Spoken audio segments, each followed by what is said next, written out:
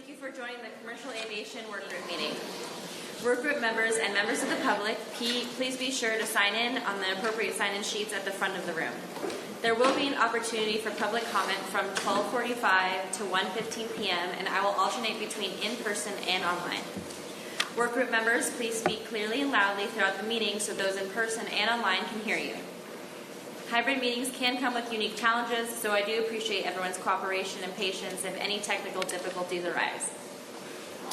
Workgroup members online, please keep your video on and microphone on mute unless you are speaking during the meeting, and if you have a comment or question during the meeting, please speak freely during the meeting or use the hand raise button. As a reminder, members of the public will be muted unless you are called on during public comment, in which I will unmute you to speak. For those in person, the emergency exit is located in 3 places along the glass windows, and restrooms are out the door to the right.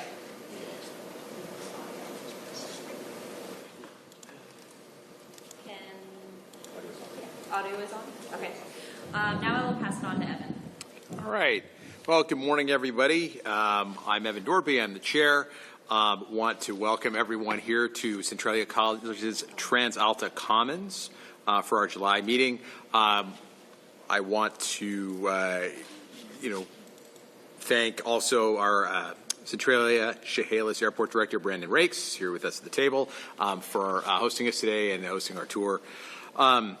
I'd like to go around and, as we usually do, kind of take attendance, everyone here in the room, and then I'll call on folks on Zoom to identify themselves. Starting down here on my right. Alan Adolph, Regional Transportation Manager for Yakima Valley Conference of Governments, or the MPO-RTPO for the Yakima area, non-voting member. Gary Word, a citizen representative from Eastern Washington. Ann Richard, the Aviation Director with WSDOT. Okay. Arif Gauss, representing commercial airports and ports from a county with a population of 2 million or more. All right. I'm not sure if your mic was on, but They got it controlled back there. okay. All right. And then joining us online, we have. Hey, Charlie Reardon, representing businesses that depend on aviation. Alicia Crank, Citizen Rep, Western Washington. Gitanjali Rubin, Citizen Rep, Washington. Stephen Polonsky, representing the Washington State Department of Commerce. Ben Brookman with Alaska Airlines. Doug Taft, I represent the public ports of Washington. All right. I think that's everyone, although I can't see you all. Well, not quite. Maria?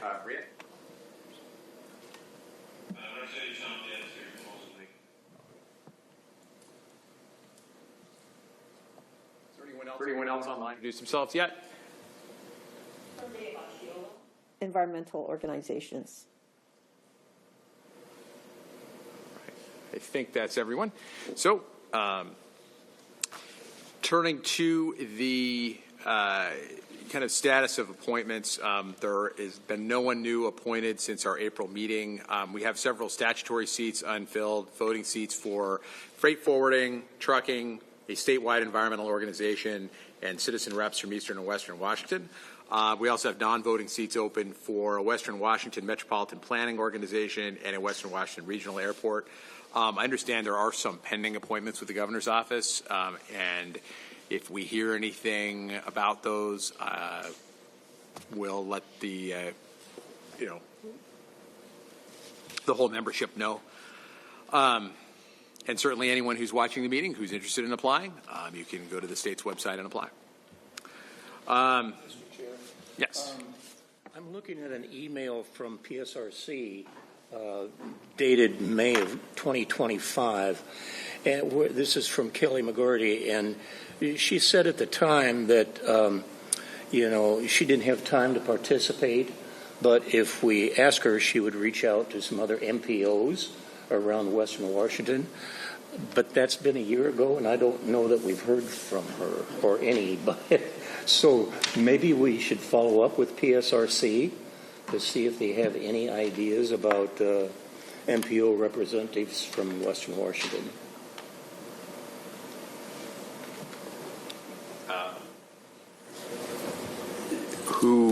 Who's in the best position, Ann, do you think, to make that kind of an ask? Mark? Yeah.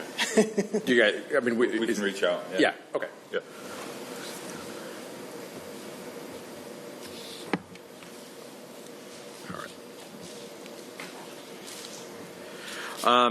All right, so a handful of other updates. The members of the committee, you should have received an email about updating your bios. We've had bios. Those of us who've been on the work group since the beginning have bios on the website and photos that we supplied.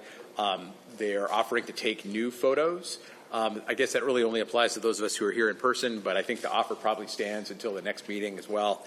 If you want a new photo for the website, and then either on forms in writing here or by replying through the form in the email link. There are some questions that are for doing a new bio for yourself, and the planning team would like us to answer those questions, kind of expand on our bios a little bit on the website. And there was a deadline for that. I think it was around a couple weeks from now. Yeah. So, okay. Meeting workbooks. A quick question on the reappointments. Is there a timeline where it just follows the same protocol as new people applying for people who are not currently on the work group? There are several members whose appointments have expired, and our direction from the governor's office is just to continue working. Okay. Meeting workbooks. We've been asked to respond as to whether or not we would like printed workbooks at future meetings to compile presentations, reference materials, and notes. There were some binders from the very first meeting that had information from the prior CAC in them. I still have mine on a shelf at home, but we could take that material plus the new material, put it all in one place in print for people to have. I guess by show of hands clicking in the Zoom and then here, who would be interested in something like that? So, I would be. A question. Yeah. Is that material available online? Or it seems to me that we had a shared folder set up by WashDOT that was kind of for that purpose, if I recall. It might save a lot of paper if we took advantage of that. There's a Google shared, shared docs folder where we could put all that stuff if that's an option. Yeah. Because some of that is quite voluminous, And I have the material that was originally in our binder. Some of it was very fine print, a little bit difficult to read. It would be easier online. That's just my personal thought about it. Yeah. What about folks online? Whether it was printed into binders or in an online accessible archive that you could refer to, would that be useful?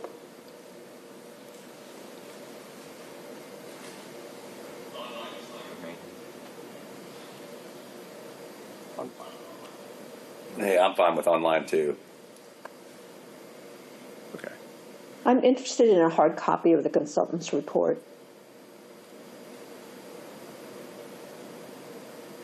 Okay. All right.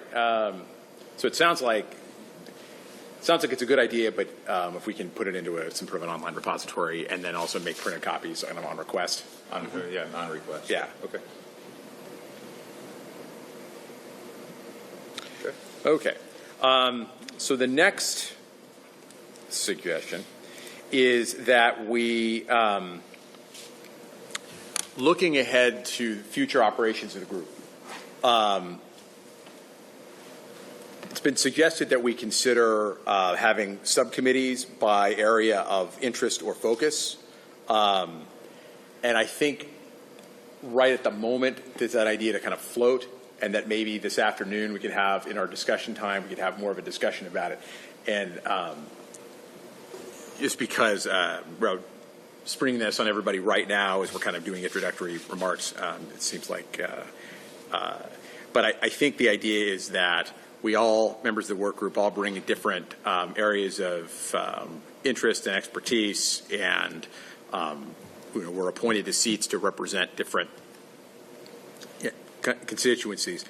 And so the idea that we could have subcommittees that then could think more in depth about some of these issues and then, I guess, report back to the full group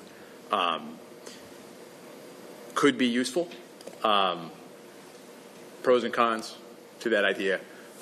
So I think we should think about that right now, but I wanted to put that out there, and we could have that more of a discussion about that later on today.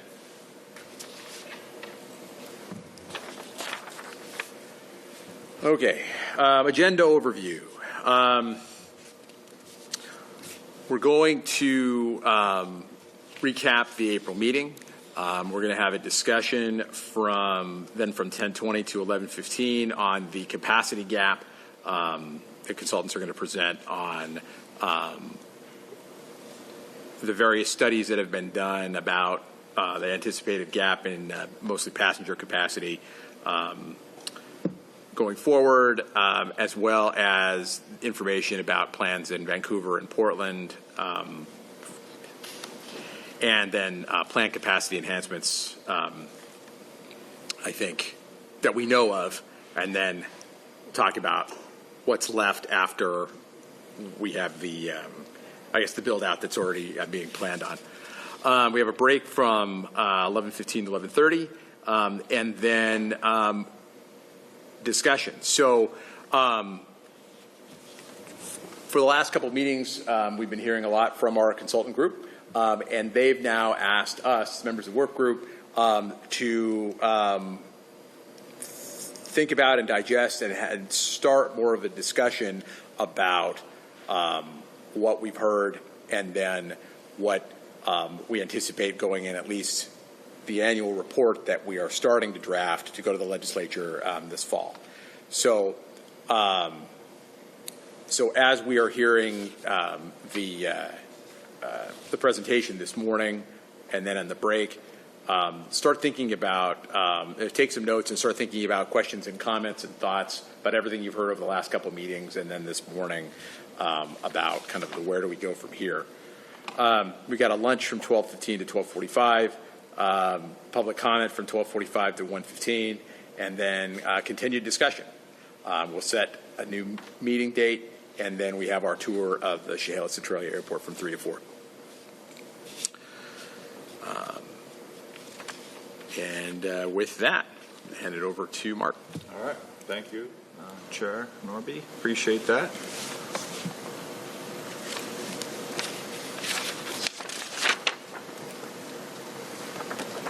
All right. Thank you very much. Mark Champagny with CNS Companies, part of the facilitation team here to help support the work group. I have a few slides, but as the Chair alluded, right, we're going to want to have this more of a conversation, a generative conversation about some of the things we've heard, where we're going, and the things that we want to do next. So just cover for, I think most of you are familiar, but for folks that haven't participated in this, or if members of the public are new to the work group meetings, right, just a few reminders on the mission. The group is not searching and building a new airport. It's not the main mission, so it's different than the CAC. There's different members. Really, our goal is to evaluate that long-range commercial aviation and transportation needs of the state, including alternatives for additional capacity, right? Really looking at how do we maximize the existing infrastructure, use that efficiently, but doing that also in consideration of multimodal opportunities as well. So ultimately, making a set of recommendations back to the legislator about things that should be enhanced or supported to help those initiatives. All of a lot more detail. Just a reminder of the Aviation Work Group website. A lot of information there as well. recap the April meeting. Some of the things we touched on, you heard a lot from us on airport capacity. We kind of gave an airport capacity 101, what that means, a lot of the different aspects of airports. It's not just the runways and taxiways, not just the terminals, not just the roadway system, how those all interact, how those all need to be balanced in order to process passengers and cargo coming through the facilities. A lot of factors that play into that. It's not easy by any means, right? So we tried to give all of you the baseline information of how that works and some of the things that maybe we can do as we start to think of ideas to move the system forward. We did some unconstrained forecasts. Steve presented those. Really not the first time a forecast has been done, right? The state has their system plan with forecasts. The individual airports have their own forecasts. PSRC has done some of that. And really there's a lot of alignment in all of that and what we're seeing for the demand, right? The demand is going to continue to come to this region for many reasons, for businesses and recreation. And all of that alignment is kind of giving the consultant team as well as you that understanding that demand, what that demand might look like as it moves forward. Then we also talked just some of the initial, the work group has the requirement to report to the legislature on an annual basis. So some of the, as we start to think that's due at the end of the year, so we can't wait till the end of the year to think about that, right? So it's starting, we started some of those conversations about what that might look like. And then we need to continue that conversation as we move forward. I think, yeah, so that's for later in the afternoon. So really, you know, what we've seen to this point is a lot of alignment with the demand profile. We have an understanding of the SEAs doing their SAMP, getting that through some final environmental approvals with some of the capacity enhancements they're doing. We have Payne Field with their master plan and their potential accommodation of additional passengers. So we've been working and coordinating to understand what those plans are and all of that. And some of that you've heard from where we've been to these different airports. We've heard from them and their plans. But there's really a lot of alignment and improvements that will help capacity in the region, but there's still not enough, right? When we look at that demand profile, there's still not enough to accommodate everything that's coming in the next 20, 30 years. And there are potential intermodal opportunities, right, that might help that. There's, you know, the new airport discussion.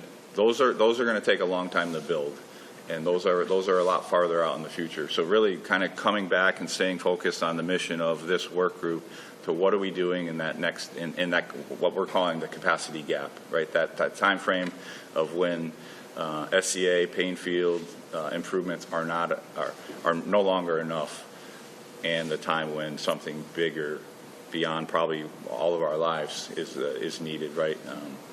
So that's really what we want to kind of get the group to focus on talking about more, right? As we look to either additional things the work group wants the consultant team to look into, or additional things that we should know are important to help move some of these existing improvements along faster so that we can get them online faster, right? Some of that needs funding and other discussions that will help do that, among other things.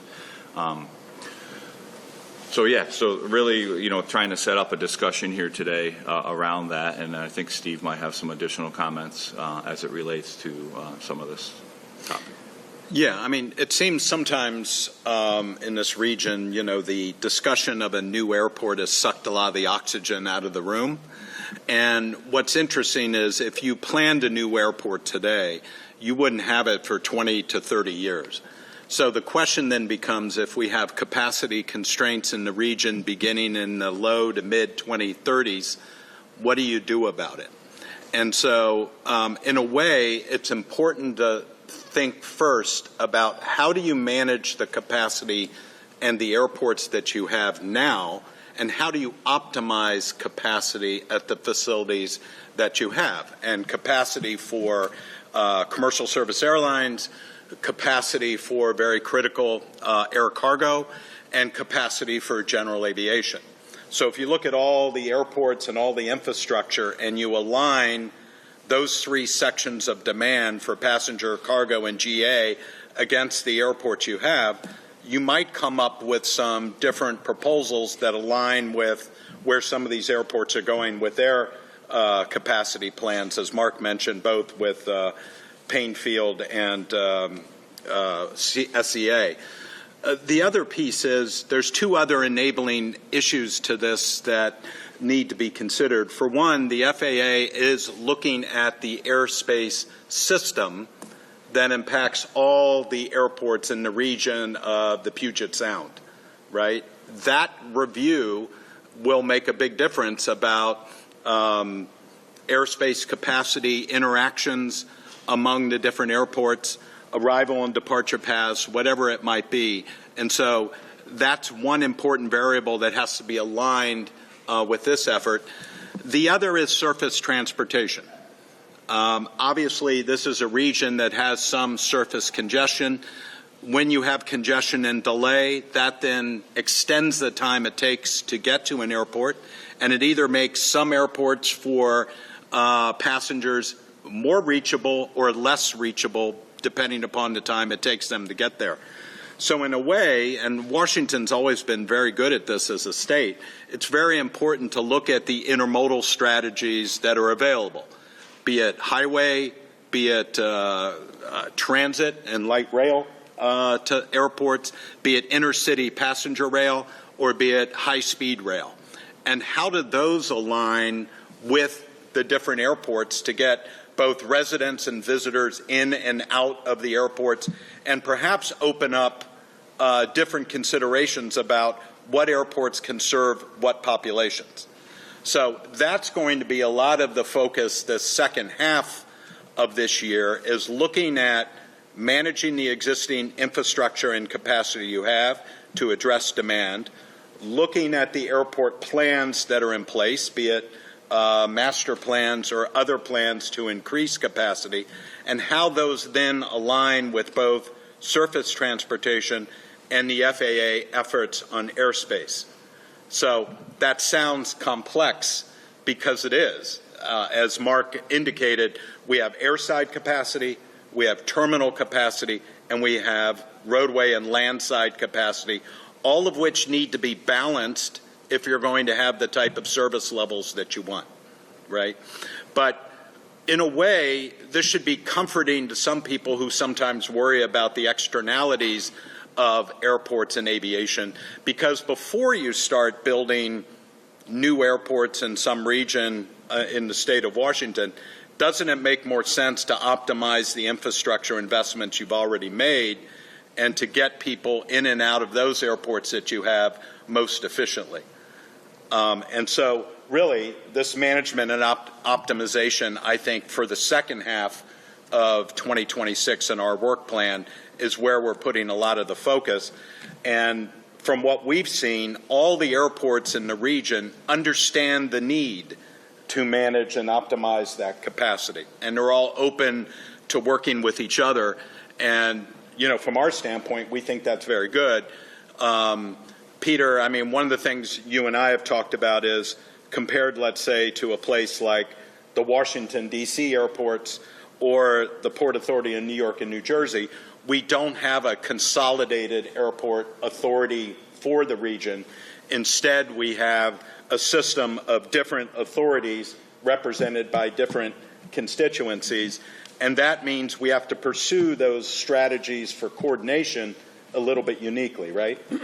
That's right, though we have an advantage those don't have, in that if you break apart the capacity, the physical capacity, it exists. We have more physical capacity, particularly in Western Washington, than those comparable big cities. And the real question is, how do you talk to each other? How do you coordinate the capacity and the capacity constraints? What are the constraints at SEA? What are the constraints at Painfield? What are the constraints at Boeingfield? Just use three examples. And that gets into sort of three-dimensional chess very quickly, because at one of them, the capacity constraint may be the amount of ground space available for aircraft.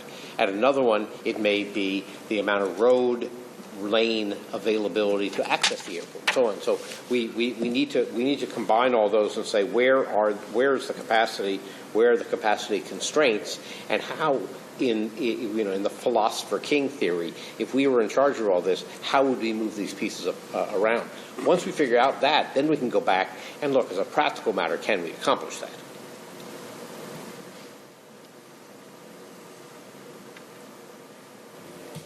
Does that make sense to the members of the work group as a sort of focus for the second half of 26?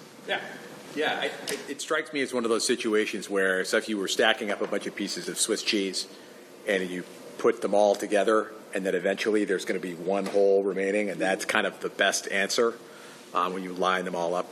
I just thought of that metaphor, analogy, or whatever, as you were talking there about all the different constraints. And that kind of leads us to a solution, or a set of solutions. And to continue your analogy, the last couple meetings we've been stacking the Swiss cheese. Right. Okay. Now we need to look at the holes. Right. I also think we need to kind of be thinking beyond the Puget Sound airports. I mean, Vancouver, BC, maybe, Portland, maybe, Bellingham. Even in central Washington, there's capacity over there. It's just a question of how you access it rapidly, because people want to get to and from the Puget Sound area mostly expeditiously. So it's a bigger picture, to me at least, than just the Puget Sound. Maria has a hand up. Maria?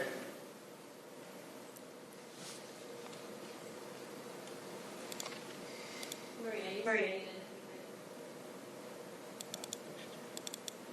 Yeah. Yeah, she's not muted. Maria, can you hear us? Yeah. Okay, we can hear you.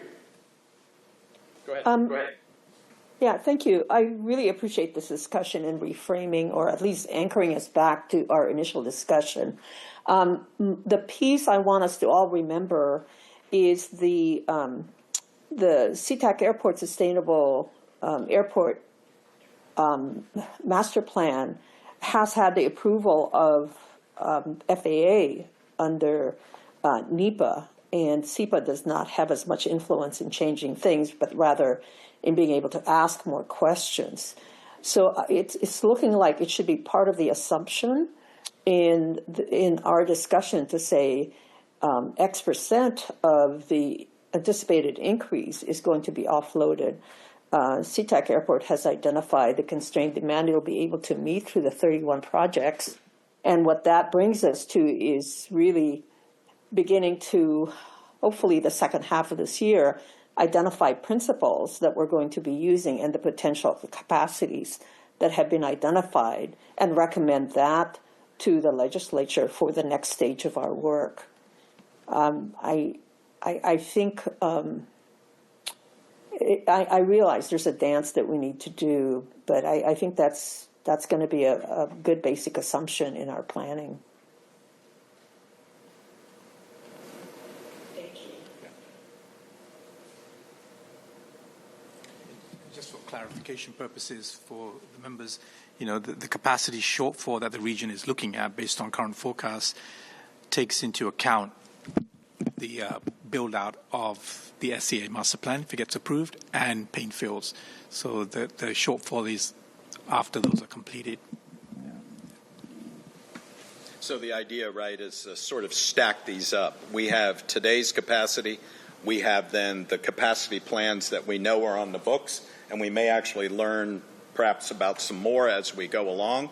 And then we can look at the effects of what can the CAG say about the possibility of optimizing capacity by perhaps making changes or working and coordinating with the airport operators to say, how could we move things around to even get that little extra bump up there? Then once all that's done, we'll have a sense, let's just for sake of argument say, capacity then is tapped in 2036 or whatever. We can then look at what the effects economically of that lid on capacity will be and what effects it will have on passengers and service levels. We know once you reach capacity, you're going to have more delays, you'll have more congestion. That has an economic cost. And then for the businesses and the people that rely on aviation, we can actually value that. And that's what, in part, we're charged to go back to the legislature with, to provide that estimate of what the value of delay and congestion will be and the costs economically that will have to the state. But our point all along has been, let's play the hand first, right? Where we are today, what capacity is coming in, and then what we can squeeze out of the system by better using the infrastructure that has been made by public investments, and also talking with the airlines about what their network strategies might be, how these align or don't with them, and they can let us know what costs or benefits these strategies could have to them. Well, I think it's also important to include community in that assessment, and that is where environment and health needs to be included in this big picture. I mean, there's a polarity that's going on. We have the HEAL Act at the state level. We have communities that are actually experiencing extreme heat demands and all of the greenhouse gases. So we have to integrate that.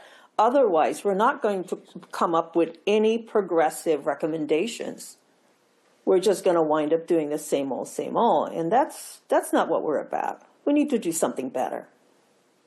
No, we certainly agree with you, and one of the reasons for looking at the multimodal strategies is to better manage and optimize the system, and certainly getting a read from communities about, do they want light rail to better connect that airport, or do they want additional roadway capacity to open up those airports, or would they like new airports, right? All of those have different costs and benefits to them, and we hope that both members of the CAG and the greater public provide input about that. We need to distinguish between hard... It's always an afterthought. It has to be part of the criteria. We cannot always do an afterthought, because that is not the message we want to give our Washingtonians. We want to give a message that's comprehensive, that includes their health and well-being. Mm-hmm. Yes, that's absolutely right. What I was beginning to say is that we need to make sure we don't just focus on the hard constraints, the infrastructure constraints. We need equally to look at the soft constraints. And the sorts of things you're talking about, environmental constraints, are absolutely critical soft constraints. But there are other critical soft constraints as well, including the public's willingness to travel to Eastern Washington, the travel time that the public will accept, the impact of additional travel time to go to different airports. And those are much more difficult to assess, but they're really important. Because if you come out from the first analysis and say, great, we have plenty of runway, but nobody's going to use it, that doesn't get you very far. And so I think Maria's point is very, very well taken, that you need to make sure that once you have an assessment of what your physical capacity is, what your physical facilities are, then you need to layer on top of that the other constraints.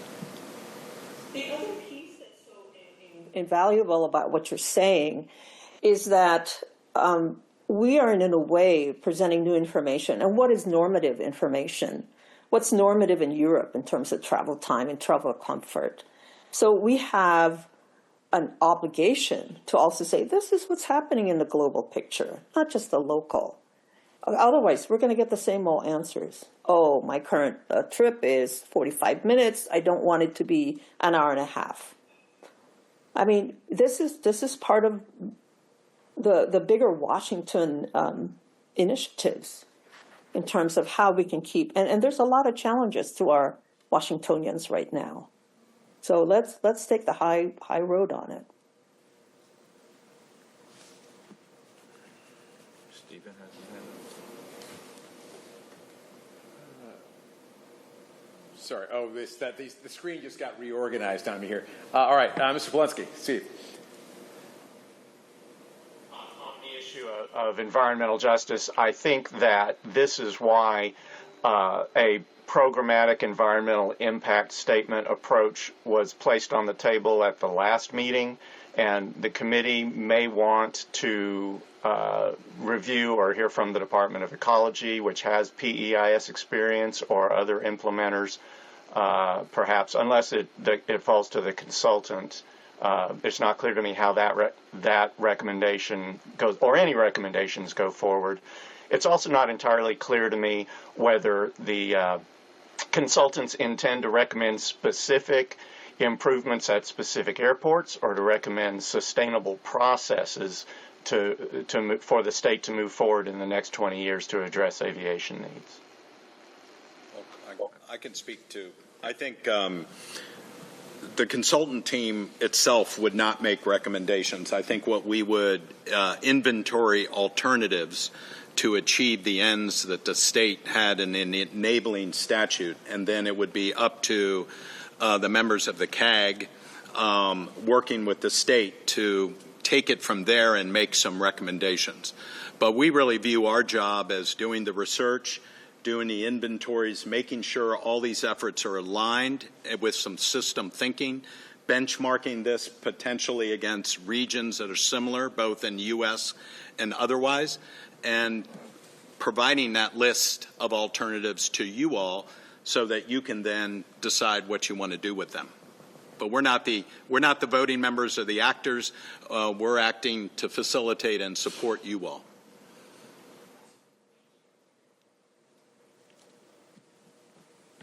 Is anybody else online that has any questions or comments right now? I don't see hands raised, but.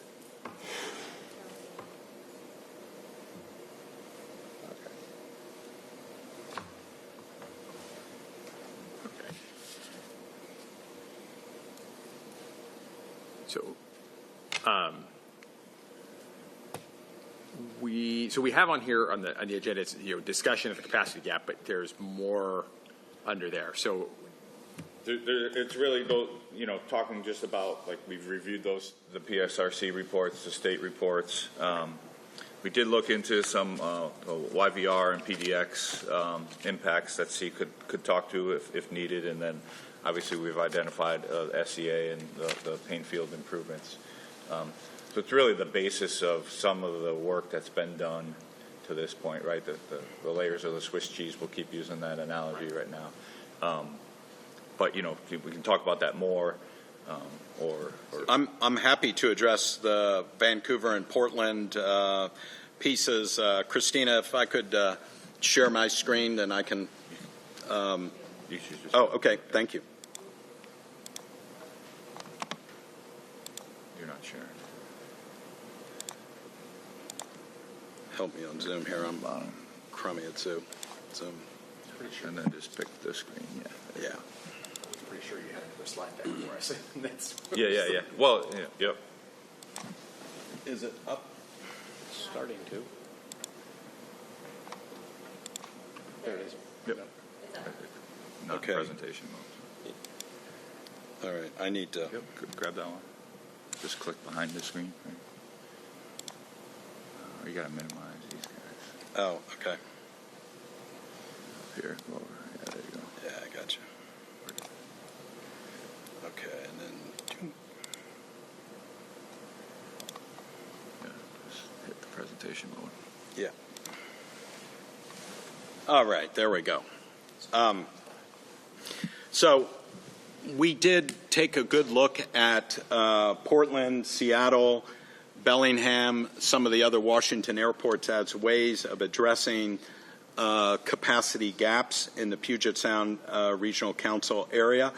If you look at the chart, this shows the catchment area of a 90-minute drive time between Vancouver at the top, Bellingham, Seattle, and Portland. And what you can see, unfortunately, from a drive time standpoint, they almost segment perfectly from population centers, which means if you are to travel to Portland or Vancouver from the core area of the Seattle region, you're going to be going further than 90-minute drive time. And in a region like this, that is considered pretty far. What's interesting in Washington, the two airports that have the greatest overlap are Pasco and Pasco, Tri-Cities, and Spokane, which is great for them. They have alternative airports, but for Western Washington, it's not really in play. Bellingham itself is an option for people who live in Northern Washington, but today they're leaking a lot of travel, a lot of flights to Vancouver. And with some of the border issues that have become heightened in the last year or so, we're seeing less southbound travelers to Bellingham than we used to avoid the taxes in the Canadian aviation system. So it's pretty segmented. Now, what's interesting is if you took Vancouver, Seattle, and Portland, and you did put north-south high-speed rail on it, and you had a dedicated rail line that traveled at a higher speed, that would then open up the catchment area to many more travelers going north or southbound, making all the airports a little bit more in play. But when we think about that, the issue is both Portland and Vancouver themselves are growing and will add passengers. So it is not as though 10, 15 years from now, there's going to be scores of available capacity available at those two airports. So, we've looked at Portland itself is growing now. They're up to 20 million or so enplanements. They're still recovering a little bit from COVID, as you can see, from 2020 and moving up. A lot of the West Coast airports, including Seattle to some degree, Vancouver and Portland, have been hurt by the decline of international travel, especially to Asia, but they're starting to recover from that. And here you can see YVR, Vancouver, which is now at record levels again at about 27 million passengers or 13.5 million enplanements. And they are not really, given the airline service there, an alternative to Seattle in the way that Portland, maybe with Alaska Airlines, as Ben talked a little bit about at Moses Lake, and using network strategies might be in play. Vancouver, there's very little overlap in the airline service between those. And you can see that in the next, till 2055, you see Portland's going to add about 19.5 million enplanements, and Vancouver about 25 million for their demand. So the practical reality is between Vancouver and Portland and including Seattle, you have a lot of regions that are going to need additional capacity to meet their own economic growth and their own economic demands. Stated another way, they're not really relievers for Seattle per se, even if you were to introduce north-south high-speed rail.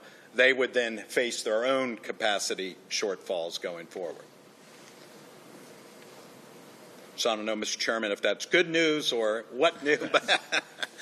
But I think you're saying we need to look beyond Vancouver and Portland, because that's not going to provide sufficient relief. Not excess capacity to provide relief for this region, yes. Now, you could have, if you were to put in, let's say, north-south high-speed rail, you could offer the possibility of reducing some short-haul flying that connects those three cities and maybe even the last segment of a flight. But that's not an appreciable impact on the overall mismatch between capacity and demand between now and 2055. So if I get where you're going, Eastern Washington in some respects could be an answer there if you had the surface transportation movement to better connect those regions. Well, there's capacity over there. I mean, whether that be Moses Lake or the Tri-Cities or Yakima. Yes. But I think, as you suggested, the key to that is high-speed surface transportation, and that comes at a cost. But they have that in Europe. Yes. I mean, nobody over there seems to be afraid of digging a tunnel, and that's what it would take, if we were to take advantage of the capacity in Eastern Washington, in my opinion. Yes, I think the consultant team here, as opposed maybe to you all, we understand the state might have to make those types of investments at some point in time, but return to what we indicated at the beginning. Inside our window of when that capacity would go online, we are going to face constraints. So what can we do to help alleviate and address some of those constraints in the meantime? And that's why we really focus more on management and optimization than we did on high-speed rail or a new airport site. And I think we, to put a little bit of a damper on the conversation, we have to be careful about making analogies to Europe. It is useful to know what's going on, but we have to be very practical. And we have to be practical about the realities in America. We see, for example, the, speaking sarcastically, success of California high-speed rail. It has been extraordinarily difficult. And we have not been able to achieve in America some of the things, like you say, tunneling, that are just routine in Europe, or high-speed rail, routine in Europe, or transfer between rail and air modes, routine. It's not here. So we have to be very careful that we don't engage too much in if only thinking, because we have to accept who we are. I'd agree with Peter's comment. Yes, we want to look at the technology coming out of Europe, but I think the eastern states, east of the Mississippi and Europe, are more apples to apples because your major metropolitan cities are closer together. You have more opportunities for infrastructure.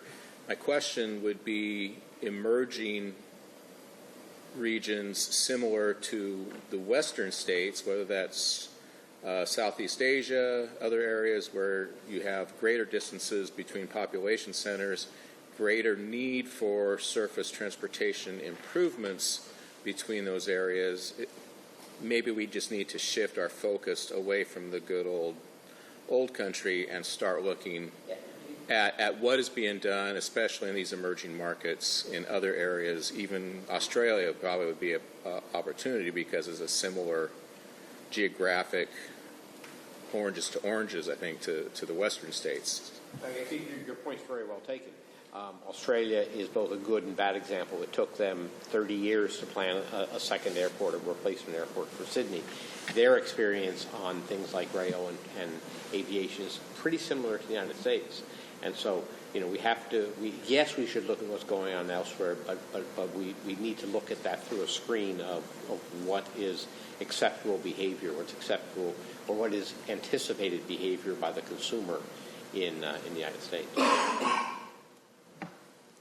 Steve, could you go back to the slide that showed the 90-minute drive times? Yes.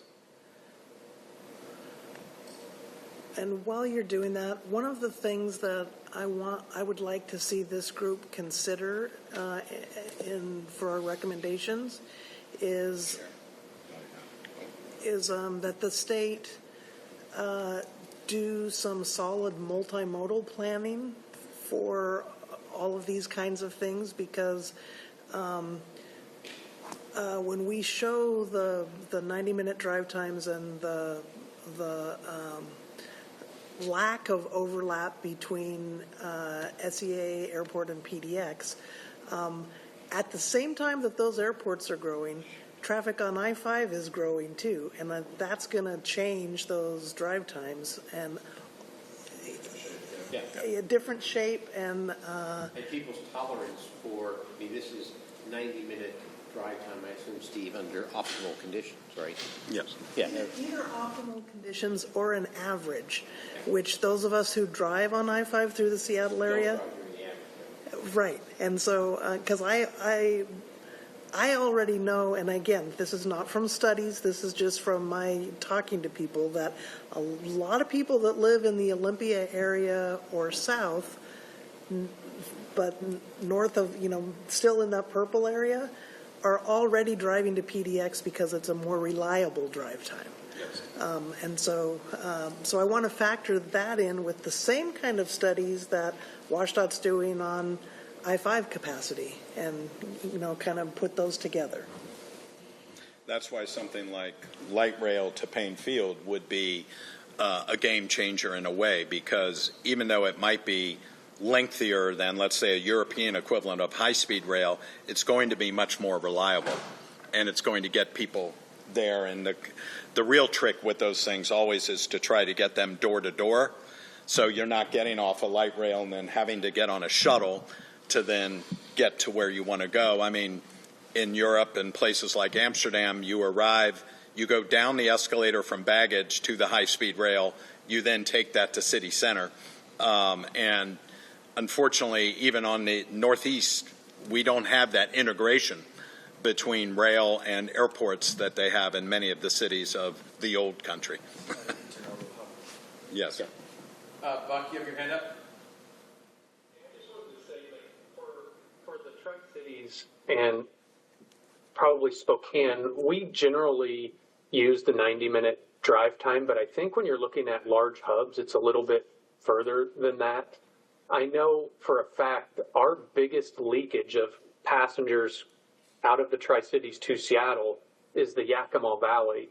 So you're significantly outside that 90-minute drive time of people driving from Yakima to Seattle currently. So I don't know if we want to use a larger map and see what that looks like, or if it even matters. But for us, our biggest leakage is to Sea-Tac. Most of our passengers that do not fly the Tri-Cities in that orange area go to Seattle. So We're also seeing, though, the exact contrary trend. And particularly all over the United States, we're seeing a growth of small secondary airports because of the uncertainty that Ann was talking about. I could get to Sea-Tac in 90 minutes maybe, but I absolutely know I can get to Tri-Cities in 120 minutes. So I'm going to go to Tri-Cities. And that's happening in the larger urban areas. It used to be you have to have the big airport, the O'Hares of the world, the LAXs of the world. And that's becoming, the new trend is that the Payne Field model is becoming more and more common, where folks have a choice of hypothetically faster to the bigger airport, but guaranteed faster to the smaller airport. And so the trend of people, for example, I mean, I talk about this frequently. Santa Barbara, California, a very small airport, for a couple of years had an advertising campaign, "We are Los Angeles' international airport." Well, they have no international traffic at all. However, you can park free, you can get on a plane easily in Santa Barbara, fly to LAX, and then get on your plane to Australia. And their traffic went through the roof. And so that kind of marketing effort, particularly when you are essentially connecting into the hub, is great from one perspective, but it doesn't address the airfield capacity or the airport capacity at the hub to which you're going. It only affects the road transportation. So, that's where all these pieces fit together. And in Los Angeles, obviously, road access is the absolute key constraint for most of the airports. Just a question for Buck. This is Rich Buck. Do you have the profile of the individuals that are leaking over to Seattle? Do you know if it's people that are planning on traveling internationally or anything like that, or just generally that you're losing people up there? That's our leakage comes out. Majority of it is the Yakima Valley going to Seattle. I don't know who, what, why. Sorry. I know. Make the pop quiz. Just wondering if you had the. Don't know. I can tell you, I'm one that leaks. I'm a leaker. We live in Yakima, and there's like 5 buses a day between Yakima and Sea-Tac. It's very convenient to get on the bus and go over to Sea-Tac. So that's what happens. Make somebody happy in our group. I mean, we don't drive over here because then you got to pay $25 a day to park or something. So you just take the bus directly to Sea-Tac and it works fine. Or fly over on Alaska. That's another option. Thank you. Thank you both. Maria? Following up on some of the discussion about the load on the roads and I-5 and so on, is there already an existing study regarding the increase in road travel projection to 2050 given the population growth, so that we have that information while we're assessing the rest of the planning. I'm sure there is, and we can get that and fold it in. There's an I-5 master plan that's underway right now, and I'd be happy to put you guys in touch with them. Y'all mentioned an FAA airspace system review that's going on. Do we know when that's going to be finished and kind of an idea of what it might say? I mean, is that one of those new, using new technologies to try and with GPS?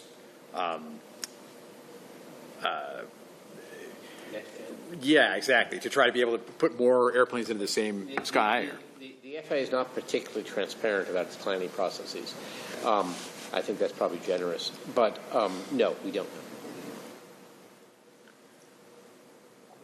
It's an airspace with challenges, and with the growth, it's just inevitable that the FAA will have to go in and look at it, as well as some of the interactions that happen in the airspace under certain weather patterns, and also the interaction between Boeing Field and Seattle, and trying to figure that out and optimize the airspace. Arif, I don't know if do you guys have any more information on when that starts, what the involvement is, and where it's going? No, we don't know when it will stop. I agree with Peter said about three-dimensional chess. I appreciate that because the FAA is studying to make more efficient routes that burn less fuel, get the aircraft on the ground sooner, but then if they can actually get more aircraft more efficiently to an airport that is at capacity, then what? Let's move, right? Right. Yeah. I mean, don't get me wrong. I mean, it's good. It saves miles. It saves fuel. It saves emissions. But then on the lower level of the chessboard, then the airport has to be able to accept those aircraft, and then of course the ground transportation has to be able to take care of those people. But I think Rich is exactly right. Ultimately, it boils down to runway capacity. I mean, you can move these things around to make them more noise efficient and fuel efficient, that kind of stuff. But your runway only can accept so many per hour, so many operations per hour. But I think that sets up a great analogy that the airspace by the FAA is a system, right? And it interacts. Right now, the airports in Western Washington are individually making decisions. Right. And I think some of the things that could be considered as we move forward and as we continue to look at things is how do we, right, the state has a great system plan, but it's for the entire state, and it just builds up what the individual airports are doing. But are there things within that system of Western Washington airports that could be optimized to then take advantage of what the FAA is doing with airspace? But, Steve talked about, like, Boeing Field has restrictions on departures when in a certain flow at SCA. Even Renton has some, in poor weather conditions, has some restrictions or it impacts Boeing Field. So there's a lot of interactions there, right?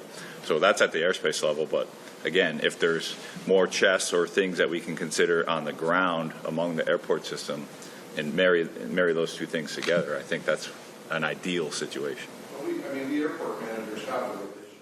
The Washington Airport Management Association, Northwest AAA, and AAAE, I think maybe one of the things that we could, I realize this is a state group, but in our master planning, for example, we are taught to look at our own airports, and the money that the FAA releases for us for our airport master plans is essentially just thank you, blinders, yes, just for us to think about ourselves.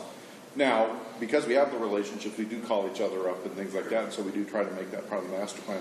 But trying to make that as a system, I think maybe that's something that we as a group could encourage the state to encourage, because the state is here over the next 60 days. We're putting all of our plans together for next year's spending and things like that. Is that can Washington State, and not that we're in a good spot with the FAA right now because of some revenue issues, but for those of us who are trying very hard to make everything work, is that maybe there's an opportunity for us as part of our master plan going forward, if the FAA would allow us to scope And we have a small one coming up, and I'm happy to make that ask of them, is to say, hey, can we have a little piece? Can we have a few dollars?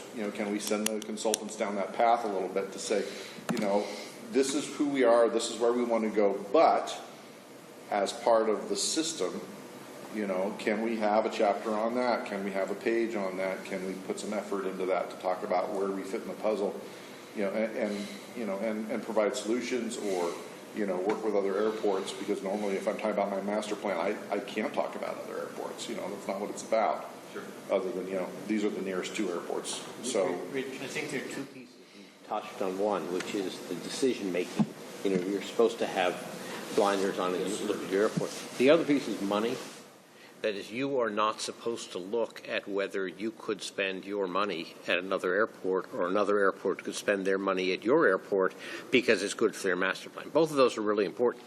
And that's not something that a system plan generally looks at a statewide basis. They say, okay, what's going on? Not can we rob from Peter to pay Paul, which may in fact be a prudent thing to do. If your master plan says here's the problem, and another master plan over there says I've got extra of one or another of the criteria. And you're right. That's the psychology of the thing. I mean, it's one of the things I appreciate about being an American is that there are schools of thought, and one is that if you keep adding people who want a piece of pie, you cut the pie smaller and smaller, and everyone gets less and gets grumpy. But here in the United States, we can just go bake another pie. So. That's, I guess, what I'm saying is I'm not looking at trying to fritter away money, but maybe there's a chance to bring a second pie in here, and then because the FAA cares about capacity too. It's just kind of from the back to the front, and so I think we're trying to get to the same place. And there are some new people rolling into the FAA into different positions that are finally going from temporary or temporarily assigned to actually permanent positions now, and some of those people, I believe, do have that mindset. So I think we're moving in the right direction. We just need to ask for it. I think if you don't ask, you don't get. So, yeah, Liz, I think the problem in Western Washington, the problem in the Northeast, the problem in many congested areas of the United States is we can't build our way out of the problem anymore. So for years, you basically built and you filled it. Right, so we have more public airports than any country in the world, by far, right? So we just kept building airports. We kept adding highway lane miles. We added transit. We added rail. But all those were done from individual modal agencies in a disjointed, unconnected way. And we sort of said, well, when one node of the network gets bad, we'll just build some more. The problem is, in a region like this, you can't build much anymore. So it then becomes the necessity becomes to operate it like a quasi-system, even if the same actor isn't putting all the individual modes together. And so what we've really detailed during this year is we started out looking at demand in aviation and said there's not going to be enough, and we can't build within the period of this study to address the problem. So the only way then to address it is through thinking like a system and coordinating among the actors, not just the airports, but with the surface agencies, with light rail, with others, to make the most out of the infrastructure that we have. Because if we don't, what will happen in the mid-2030s is the FAA and DOT will make a visit to Seattle, and they'll tell the airport that you're now under slot controls, and people like Ben from Alaska and the community won't be able to add those new flights anymore. There'll be a lid put on those flights, and the locus of decision-making will move from Seattle to Washington, D.C. So Washington State will lose its ability to set its own goals and address its air service development, and it'll be shifted inside the Beltway of Washington. Nobody here wants that. You want to retain control. And so what we're really talking about is what are those measures to postpone that date as long as possible and make the system work together better. Maria has her hand up, and then I have Ann has her. Thank you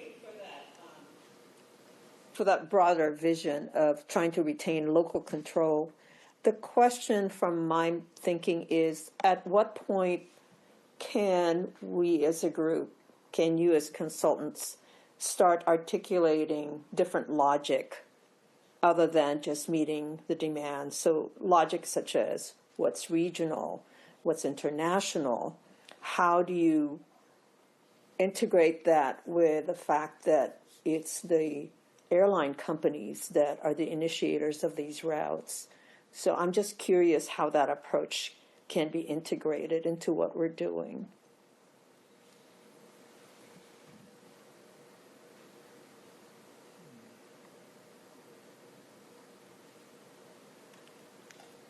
Have any thoughts on that?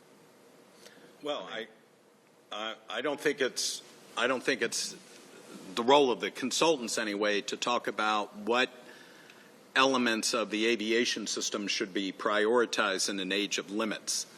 Again, I would turn that back to the work group and say, if there are limits, what need to be the priorities? Obviously, you can take some things and say, we don't need 17 connections to San Diego every day. We'd rather have a new flight to Asia. But beyond that, for the value to the community, the economy, everything else, we all get that. But those decisions, it's a market-based aviation system, and the airlines working in conjunction with the airports will decide what capacity they have, where can they make money, and what is good for the community in that regard. And I think, again, our job is to really provide the alternatives for managing and optimizing the demand to the work group.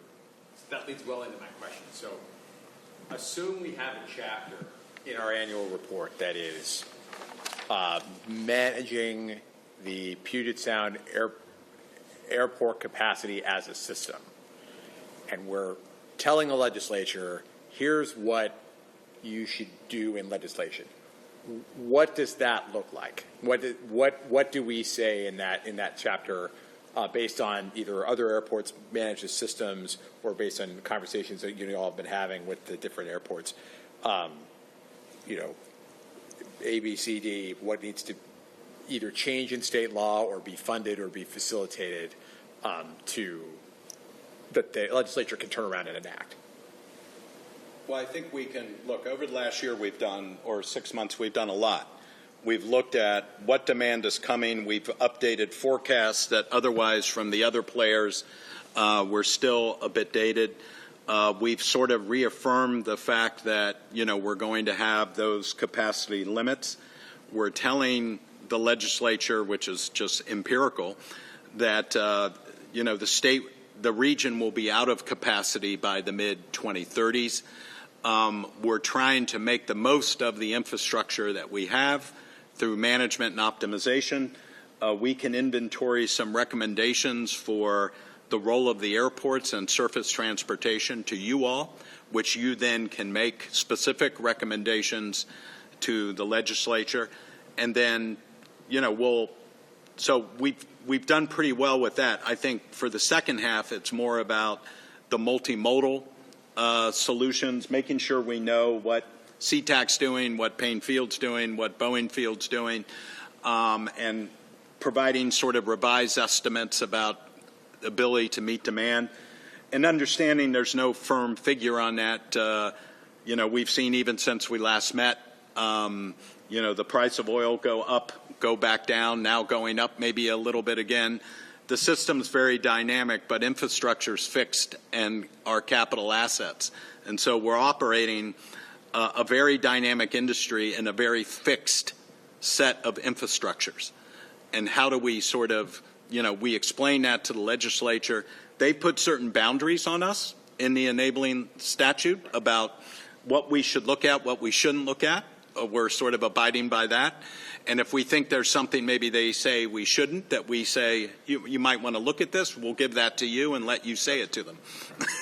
Steve, I would give two very concrete answers to your question along the same lines. One, both authorize and mandate cooperation amongst the transportation providers. That is the airports, the road systems, and light rail systems. Not just not just authorize it, but mandate it. Number two, here's the hard part, state legislature, pay for it. That's where I want to Okay, jump in. is So it, can this I is, please talk? I mean, I'm going to go back, and I think, I forgot whether it was Gary or Alan was sort of talking about what's going on in Europe. One of our challenges, in Europe, most transportation is funded at the national level. It used to be that airport infrastructure was funded at the national level. Less so today. Some of it is, but a lot of it's not. And inter-airport cooperation, back to Rich's point, is not funded whatsoever. And so if the state were to say, I'll just be sort of hypothetical here, here's a pool of money for Rich to spend to make sure that Rich and RF can coordinate traffic. Not study it, but coordinate it. That's a big deal.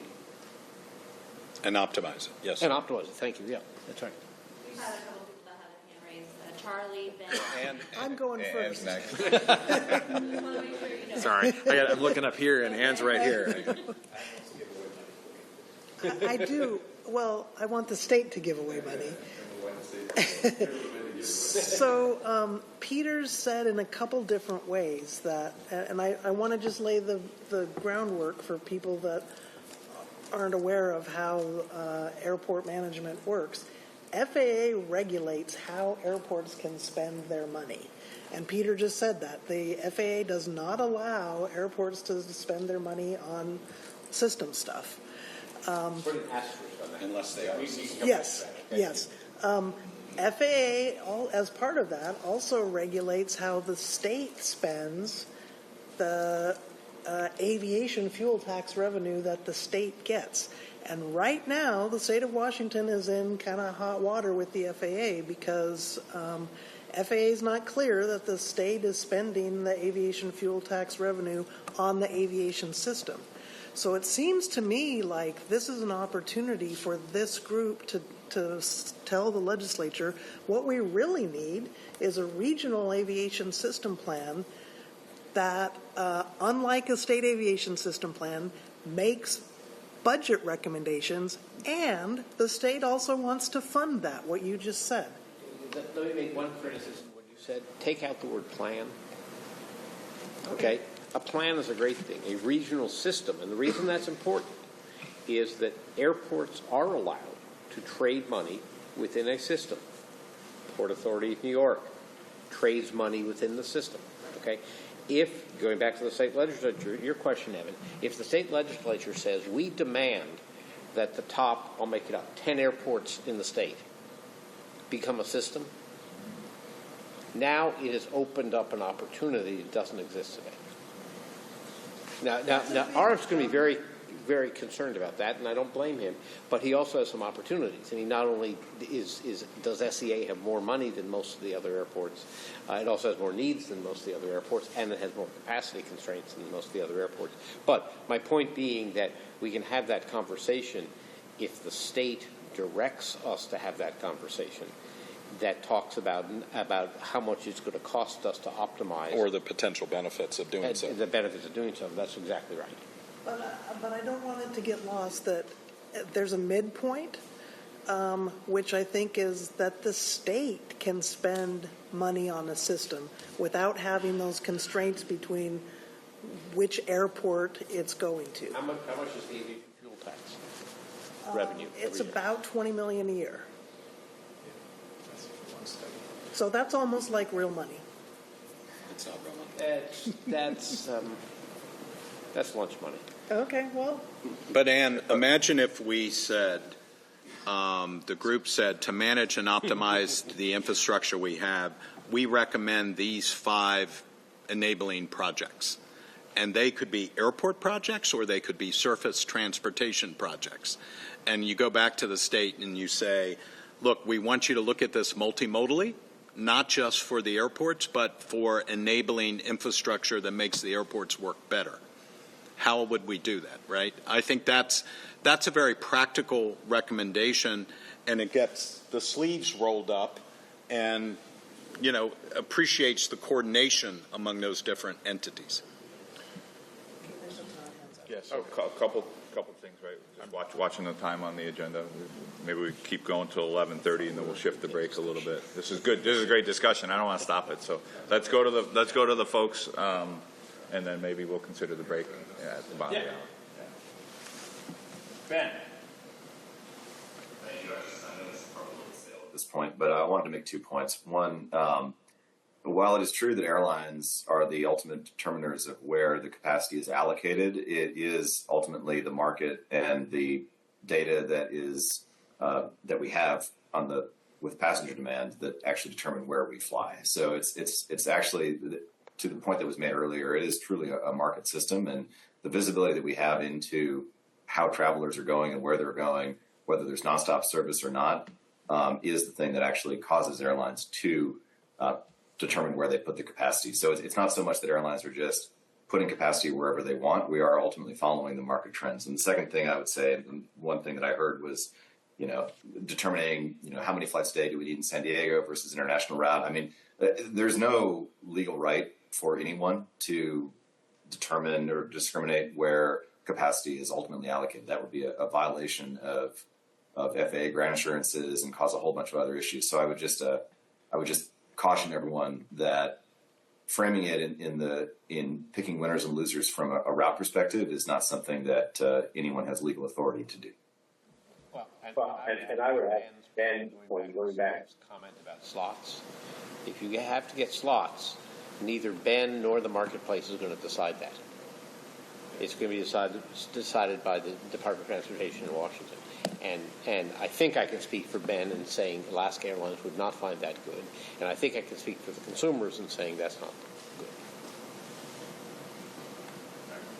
Rick? Yes. What I'm learning from this discussion is that the idea of developing different logic concepts in terms of, as an example, regional airport versus international really is a new request to the legislature to ask of that so that we can look at this in creative ways. And the pivot for this is because most of our airports in Washington state are public. And therefore, we are looking at this as an opportunity for our governments to lead, for our legislators to lead, of course, informed by our communities. So thank you for helping me get that light bulb moment. Great, thank you. Yeah, so maybe, this has been great discussion. We want to keep this going, right? But we were slotted for a 15-minute break at 11:15. Do you want to come back at? Yeah, why don't we take a 15-minute break now and come back at 11:40? 11:40? Sound good? Okay. Ready at Call the meeting back to order.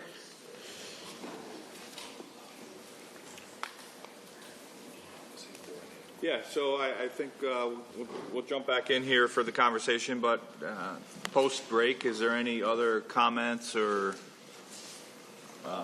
Sorry. Yeah, so I was thinking about questions. During the break, so we had left off with concrete recommendations about system managing, but then I guess the follow-up question is what do you envision system managing does or allows the airports to do for the gap? You've got a hand up, Charlie. Oh, okay. Charlie, I will call on you after my question. Yeah. Yeah. So what? Right. So what if you're? What do you think? What do you think that airports are able to do? Let me put the question back to you. Yeah. How much freedom are we given financially? Because if we operate this as a system, and he who decided that, I'm assuming that's what the state legislature says, all bets are off.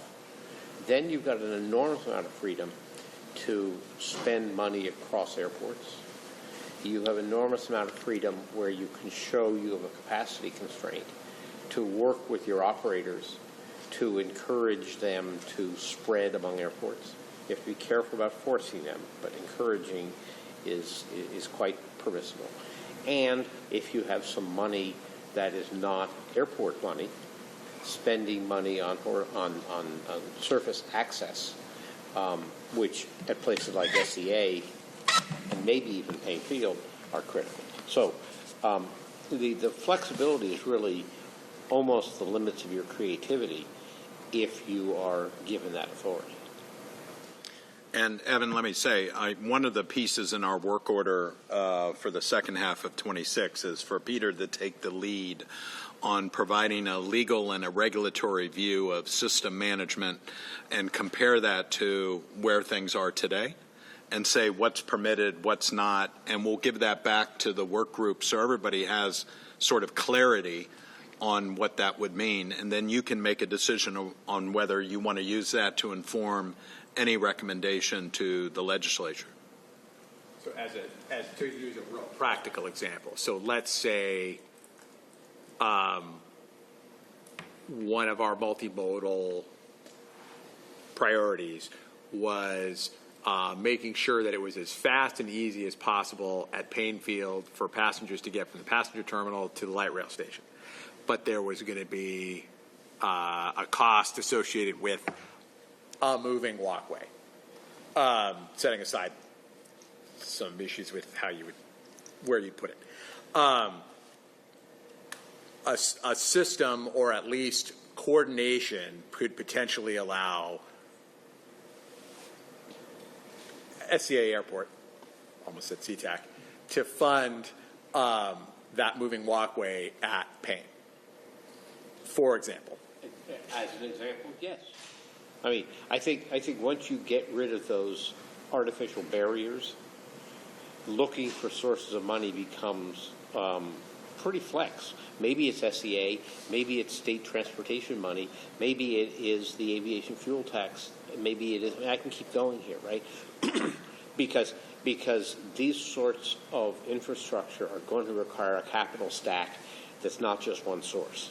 And if you get rid of the boundaries that limit your sources, then, now look, you're going to have to think about all the other needs that you want to spend that massive amount of aviation fuel money on. For those who aren't on the phone, I was smiling when I said that. That almost builds the moving walkway in a year. Oh, no. It builds the entryway to the walkway. No, I mean, all kidding aside, I think you're absolutely right. I mean, and I don't want to go spending RS money, but the point being that if you sit down at a table with all of these constraints, then you can figure out how best to fund them, rather than having to say, sorry, carriers at Payne Field, you have to pay for that moving walkway, or sorry, Sound Transit, you have to pay for that moving walkway. Let's figure out what the best funding source is. Yeah, and let me just give you one other practical example, because yours is a bit hypothetical and we haven't seen it done yet. But I've done work in the past for the Metropolitan Airports Commission in Minneapolis-St. Paul. They have 6 airports in the system, one of which, MSP, or Minneapolis-St. Paul Airport, is a Delta hub. They are permitted to subsidize the other 5 non-commercial service airports in the MAC, as they call it, in order to divert the general aviation traffic that would otherwise be at MSP to airports like St. Paul Downtown and Flying Cloud. That then frees up that capacity at MSP so Delta and the other airlines can have more flights. Without that GA traffic would be at that airport, and you would not have the ability to have as many commercial service flights. So because they are a system, they can cross-subsidize those other general aviation airports and improve the performance of MSP by reducing delays and congestion and dedicating more of the airport to commercial airlines. We were supposed to go to Charlie first.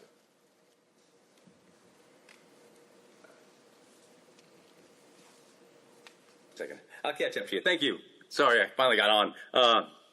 Good discussions. I mean, I'm sitting here listening, and I know it's difficult to do it remotely, but I wish I were there. But all of these are good discussions I'm hearing. I still kind of feel like we're building a scope. We're still like working on our scope a little bit, seeing where we're going to go.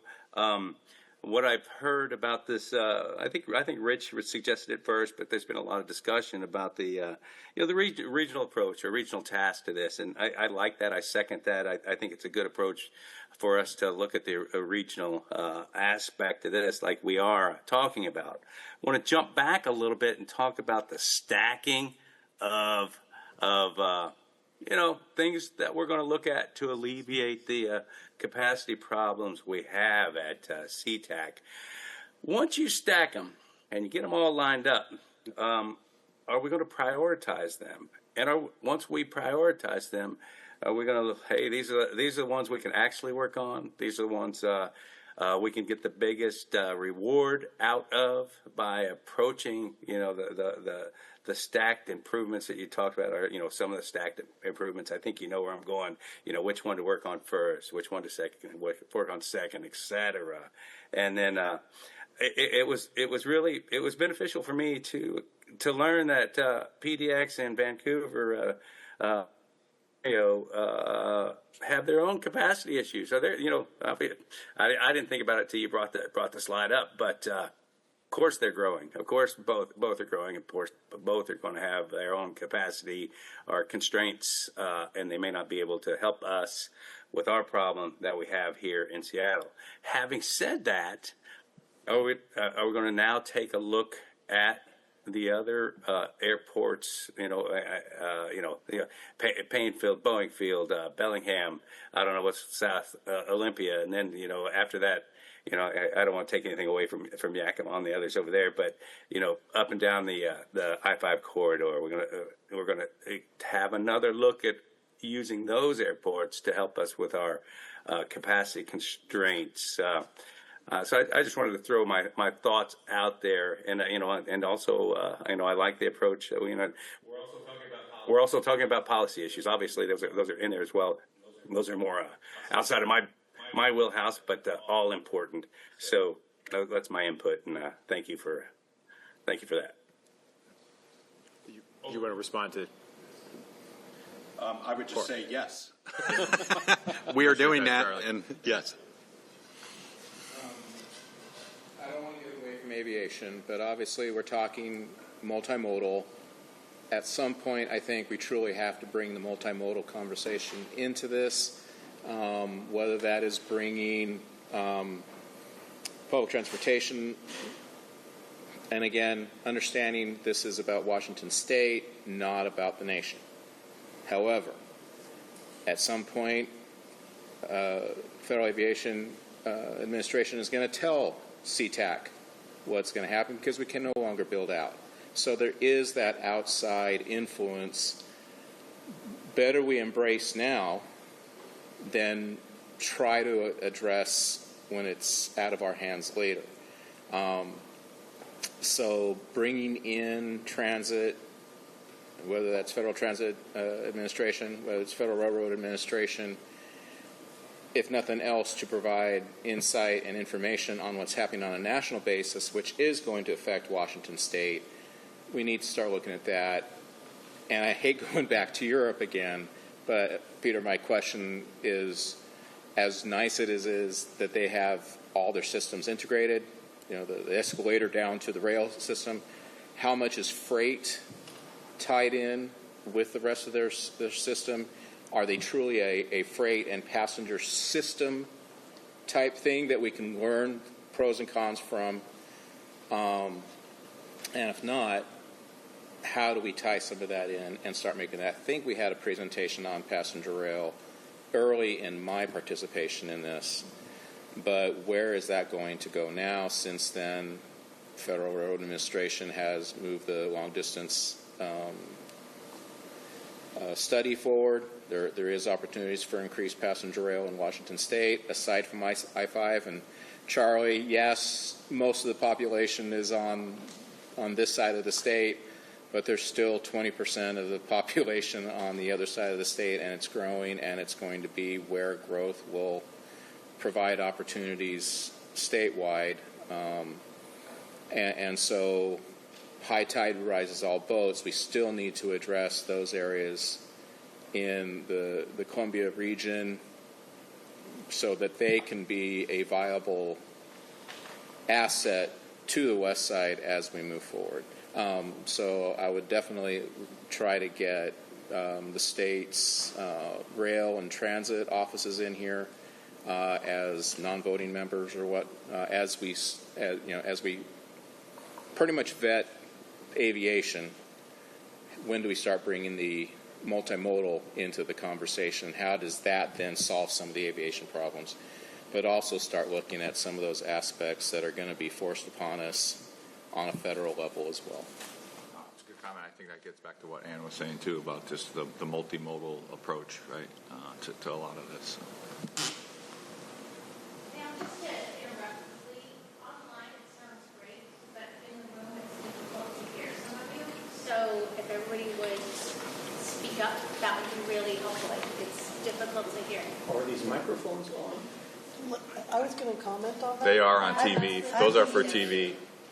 Yeah, The so owl. for us, We should be looking at the owl there's no when we're talking. amplification, so we got to do that ourselves. Okay. Yeah. We'll better project. Thank you.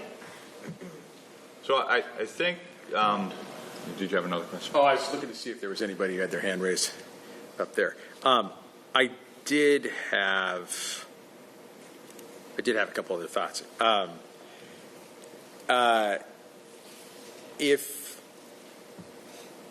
If we have another chapter, say, in the annual report on biggest bang for the buck constraints, things to address first. If we're envisioning our project as, short term, medium term, longest term, and what in some of our conversations at the break, we brought up that there are certain very identifiable constraints. What have you all seen so far in the airports here that we could recommend that the legislature attack first if we were prioritizing funding? Whether is it airside with some of the fuel tax money on, high-speed runway exit at Payne Field that's in their master plan, funding that years sooner than they might do it otherwise? Or is it another lane to the terminal at SCA, even though they just put one in? Or is it something else? Or is it, seed funding for sustainable aviation fuel? I mean, those sorts of real specific, but the low-hanging fruit, short-term priorities. And maybe that's a bigger question you can answer right now. But I'm thinking about making it as specific as possible for the legislature in the next session. Sure.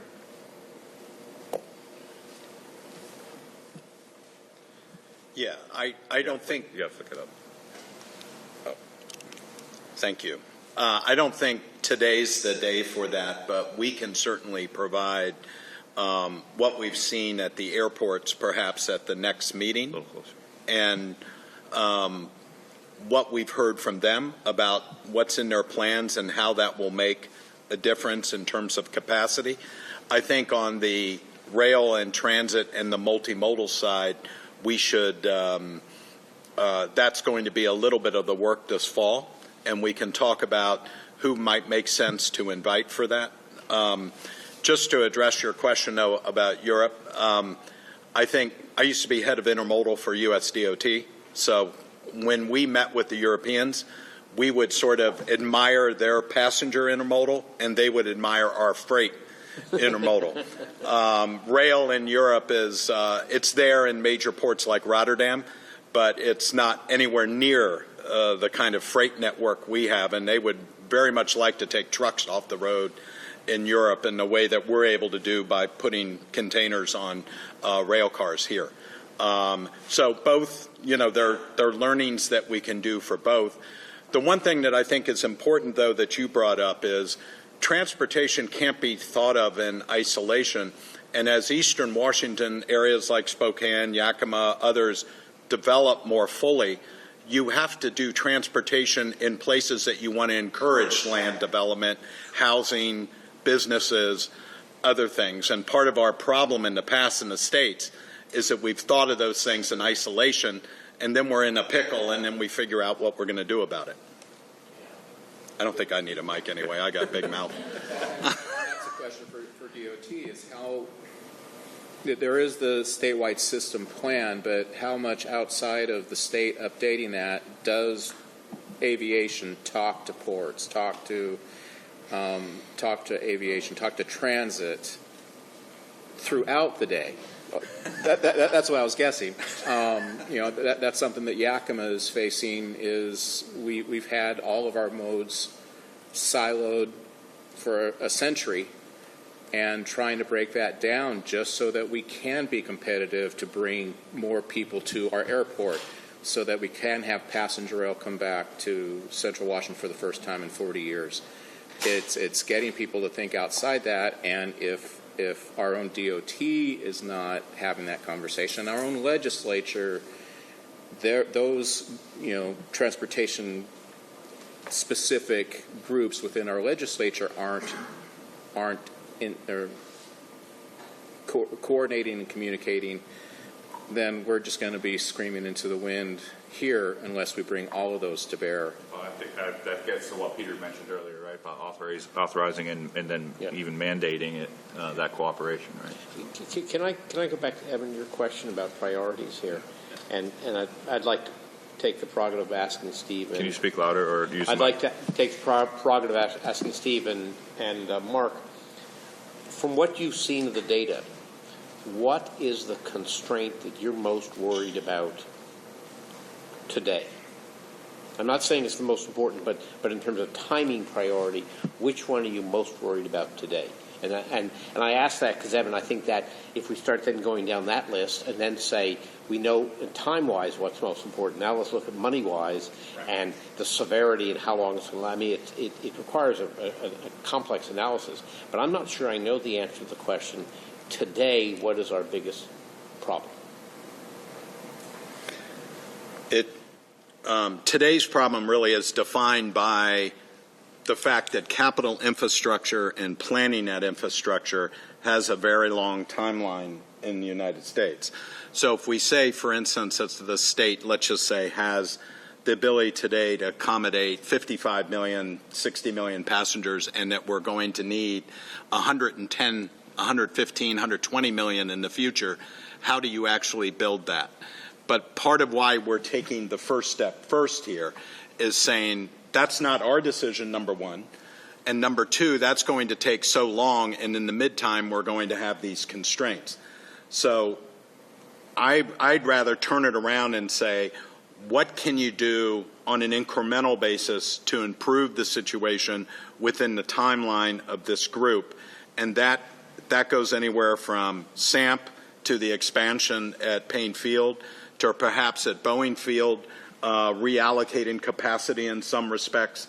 I think there's a lot of different things you can do. I'd rather consider those sort of on a full inventory that we give this group, so this group can make recommendations about what's 1, 2, 3, 4, 5, and sort of the bang for the buck. How much of this investment will lead to this much capacity? It's almost as though we need a matrix where we list the capacity, right, and then we say, okay, what is, or the capacity constraint, and then we list what it is we need to solve that capacity constraint. And if the answer is, we need new technology, okay, well, that's going to go further down. If it is that we need another lane on I-5, okay, we're going to push that over to that group over here. If it is that we need a new high-speed taxiway, I'm just using those illustrations. Once we have that at a granular level, then I think we can talk about the funding and the timing much more. Yeah, and I'll just add, I think it goes one step further where the specific uses of certain property at airports, is that the best? Is that the best for the system? And that is extraordinarily controversial. Yeah. Yes. I'll go even maybe one further step is we address the immediate needs. That's Sea-Tac. So building out what we need, so we maximize their capacity at that point. Then you start looking at the second level. You look at Payne Field. Do that. But then you're also still looking and investing now across the modes into Tri-Cities, Yakima, Spokane, Wenatchee, at low cost now versus higher cost in the future. So it's still that same dollar. Maybe not 95 cents goes to Sea-Tac, maybe 80.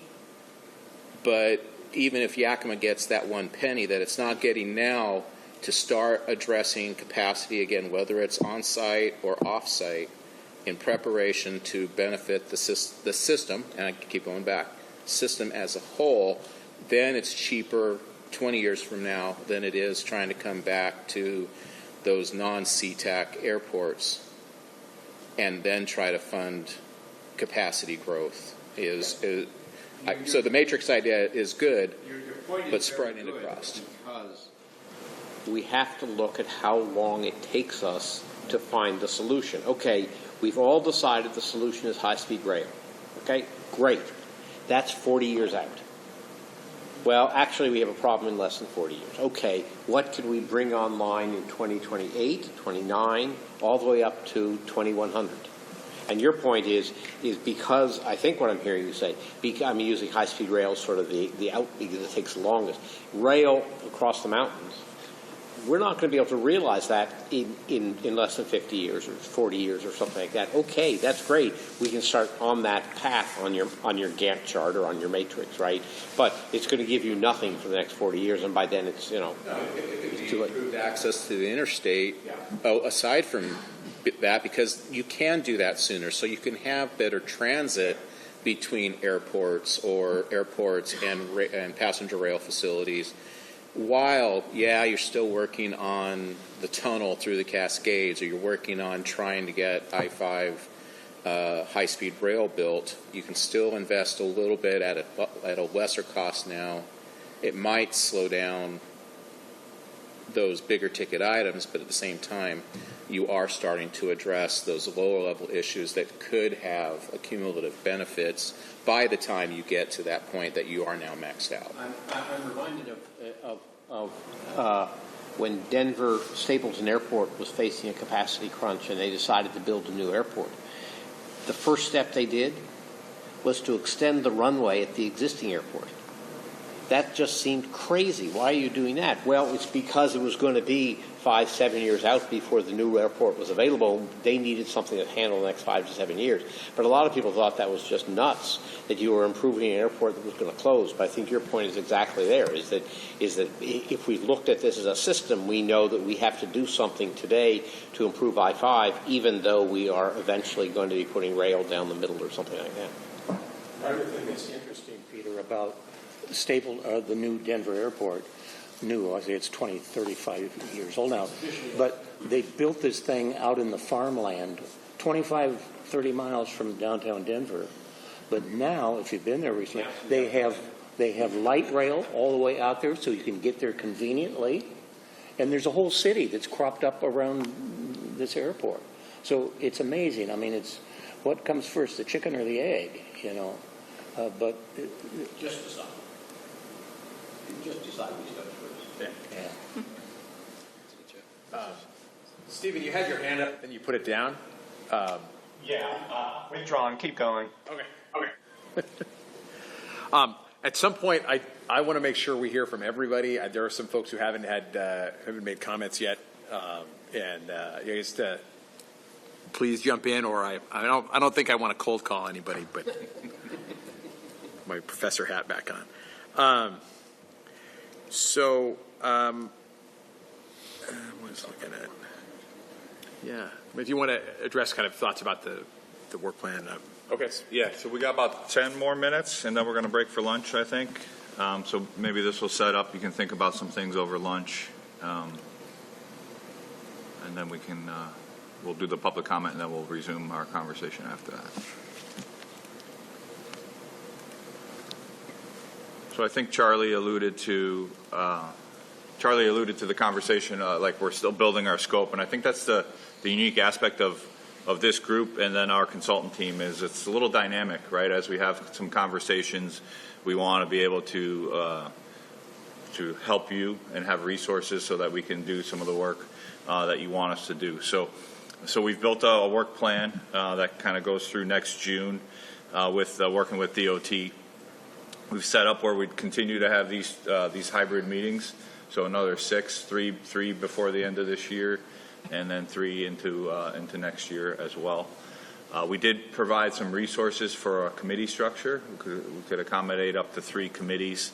Those would be virtual meetings that would meet in between these official meetings, and then the expectation, depending on what those committees would get set up as, they would report back at the next meeting of what the conversations and agenda was of those meetings as well. And then the following here is just technical resources to support. So if there's topics that come up in those committees, we'd have the ability within the constraints of the scope and fee to bring back and do some research for those committees so that they could make decisions or give additional guidance. And then the others are really topical areas that we've kind of covered here. So I think we were hoping to try to anticipate some of the conversations and where we might go. But, you know, the kind of thinking, systems thinking, right, as we've been talking about a lot here today. The intermodal adjacencies, right, we talked about that again as well, and getting down deeper into either bringing those resources to talk to the work group, understanding what's going on more in the other modes as well.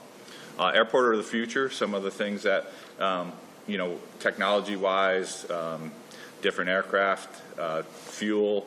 I mean, there's, you know, even going as far as hydrogen fueling and some of those types of things. What do those mean for the airports and system as we move forward? We talked a little bit about the cost of doing nothing.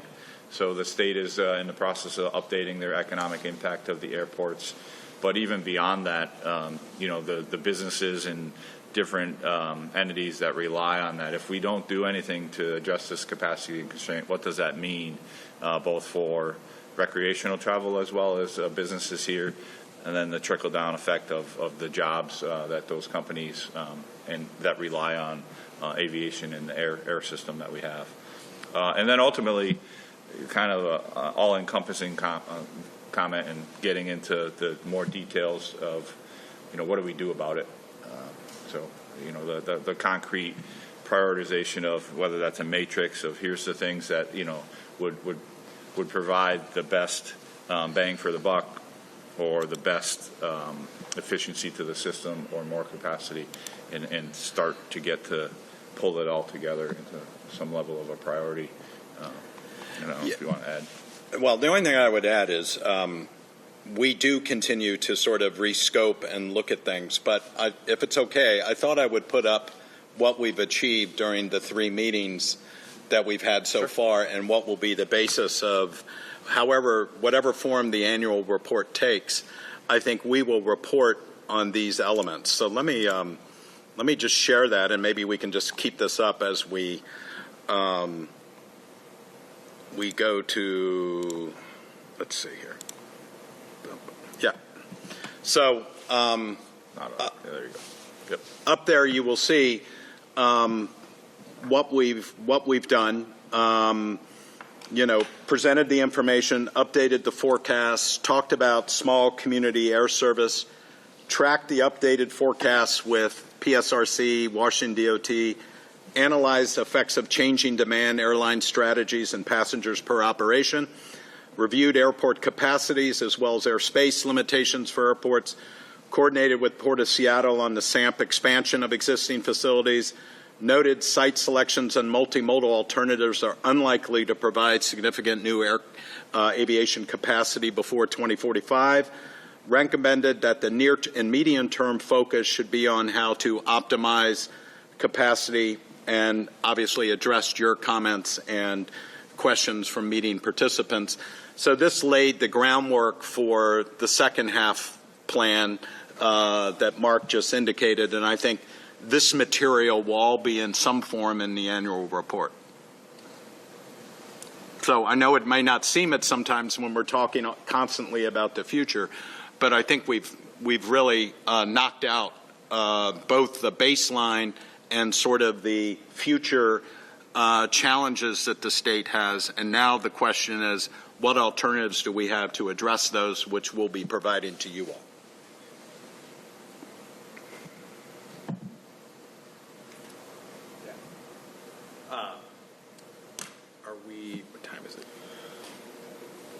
minutes until 3 minutes. until. Yeah, I think it's actually a good place to leave off for lunch, and we'll pick up our. Yeah. Agreed.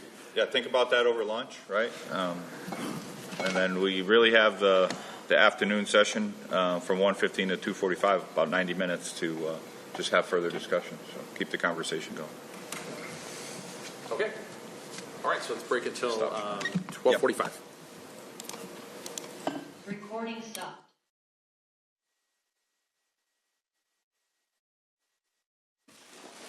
All right.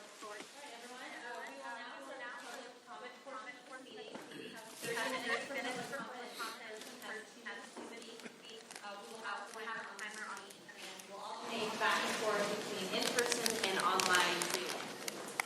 If you would like to comment when you're online, please raise your hand using the hand raise tool in the reaction section of Zoom. Is there anyone in person that would like to comment? Perfect. All right, first person, go ahead. Hello. Kristen Pryor, you guys have graciously allowed me to sit in on your meetings, and I've learned so much.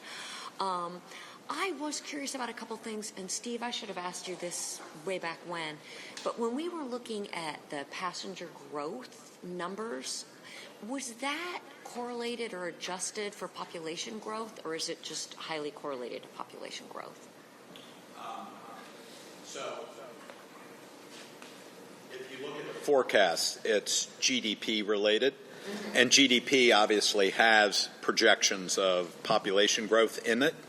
So the forecast itself, I mean, we could do a rate, but the forecast itself is just the numbers. But the forecast is driven by GDP growth, which is based in part on population. So the correlation. Yes. Because I was just wondering if travel demand was increasing at an increasing rate over population. That would be, is there an increase in the propensity to travel is what we would say. And we've actually benchmarked the Seattle region on propensity to travel. It tends to be a little bit higher, but that's because GDP is higher. And GDP, if you're middle class and you've become wealthier as a country or as an individual, you fly more, and then it starts evening out. It gets kind of asymptotic, and it doesn't have the same sort of growth rate anymore. But we have that data. I think it was in our first presentation. But I'm happy to share it back. So. I just remember, and I thought I was going to add, and I think you did share that, but I couldn't remember. So, and then the other thing, I was kind of surprised that, and Rich, you mentioned that there was a state airport working group, if you will, but I was kind of surprised that there wasn't more of an organized coordination, a system, as you called it, because I would have thought it might be nice to have, again, as the team here mentioned, an overarching kind of coordination of, silo, who's doing this improvement, who's doing that improvement. But related to that, when we were talking, I think, Ann, you'd mentioned the funding from the aviation fuel tax. Is that... Oh, sorry, a minute. Is that already being used? And is it carved up, I guess? How's it being used now? Sorry. Or is that a bad question? Aviation fuel taxes are allocated by the legislature, and so the concern of FAA is that all of those aren't being allocated to aviation projects. And then to follow on that, if we were going to have some commingled funding, what would you think, Arif?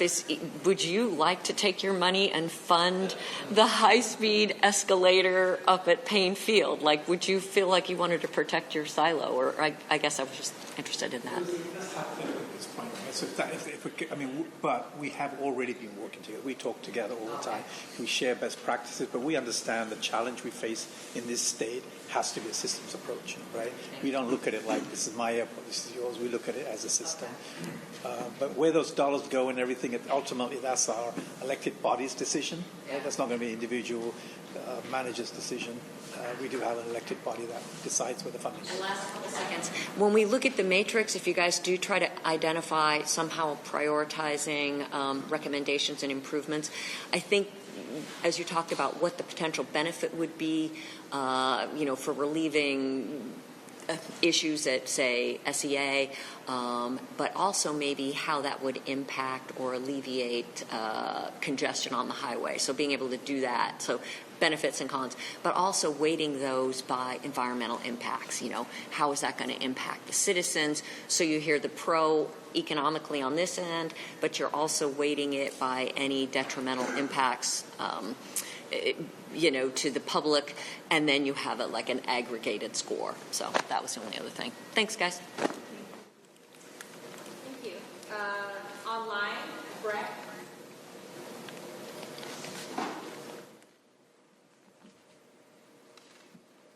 I am now unmuted. Can you hear me? Yes. Yes. Wonderful. I'll begin.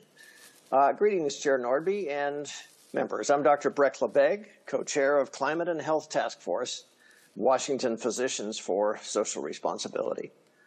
Transport policy is health policy. Here's how. Burning fuel produces PM 2.5 particles that cause heart and lung disease, dementia, and premature death. Those are pricey.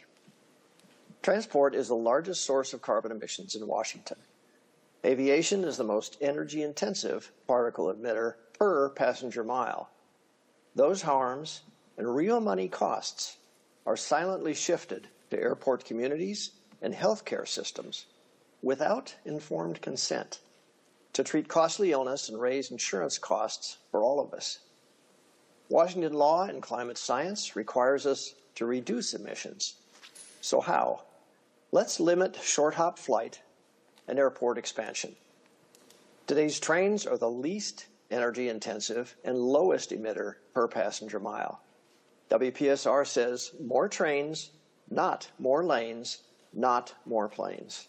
Rather than build or expand airports and increase flights, we respectfully advocate rapid mode shift to rail, more north-south Cascades trips, and restore the Seattle to Pasco passenger trains like we had until 1980.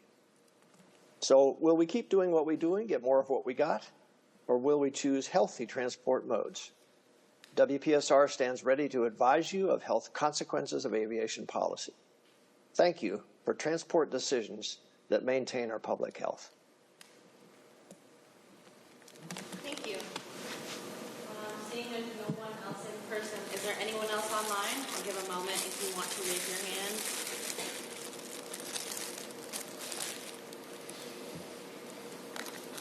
Okay, seeing none, that concludes the public comment portion of this meeting. For those who didn't get a chance or can always submit public comment on the website under the contact tab. I will now turn it back over to Evan. All right.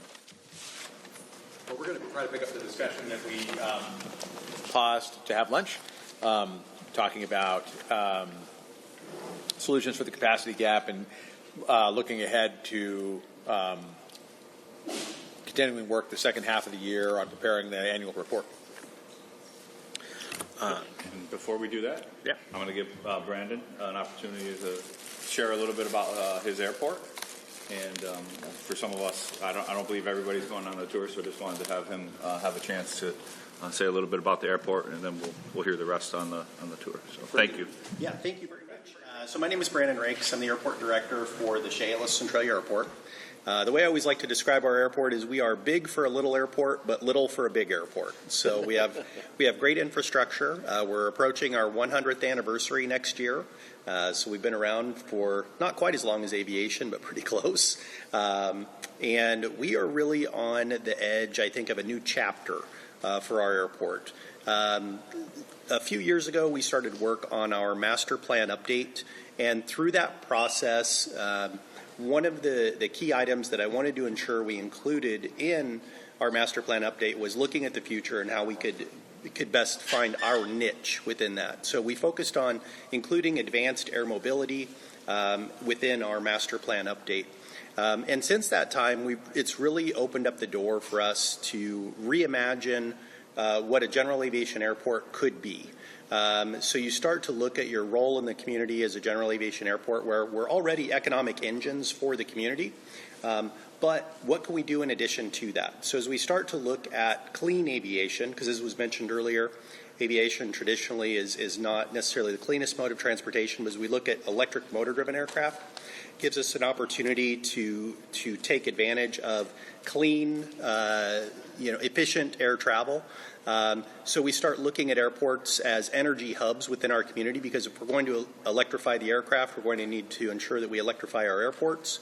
And then we also started to look at the possibility of adding hydrogen as a fuel source long term. With our location between Seattle and Portland right on I-5, we're a natural multimodal hub, I think.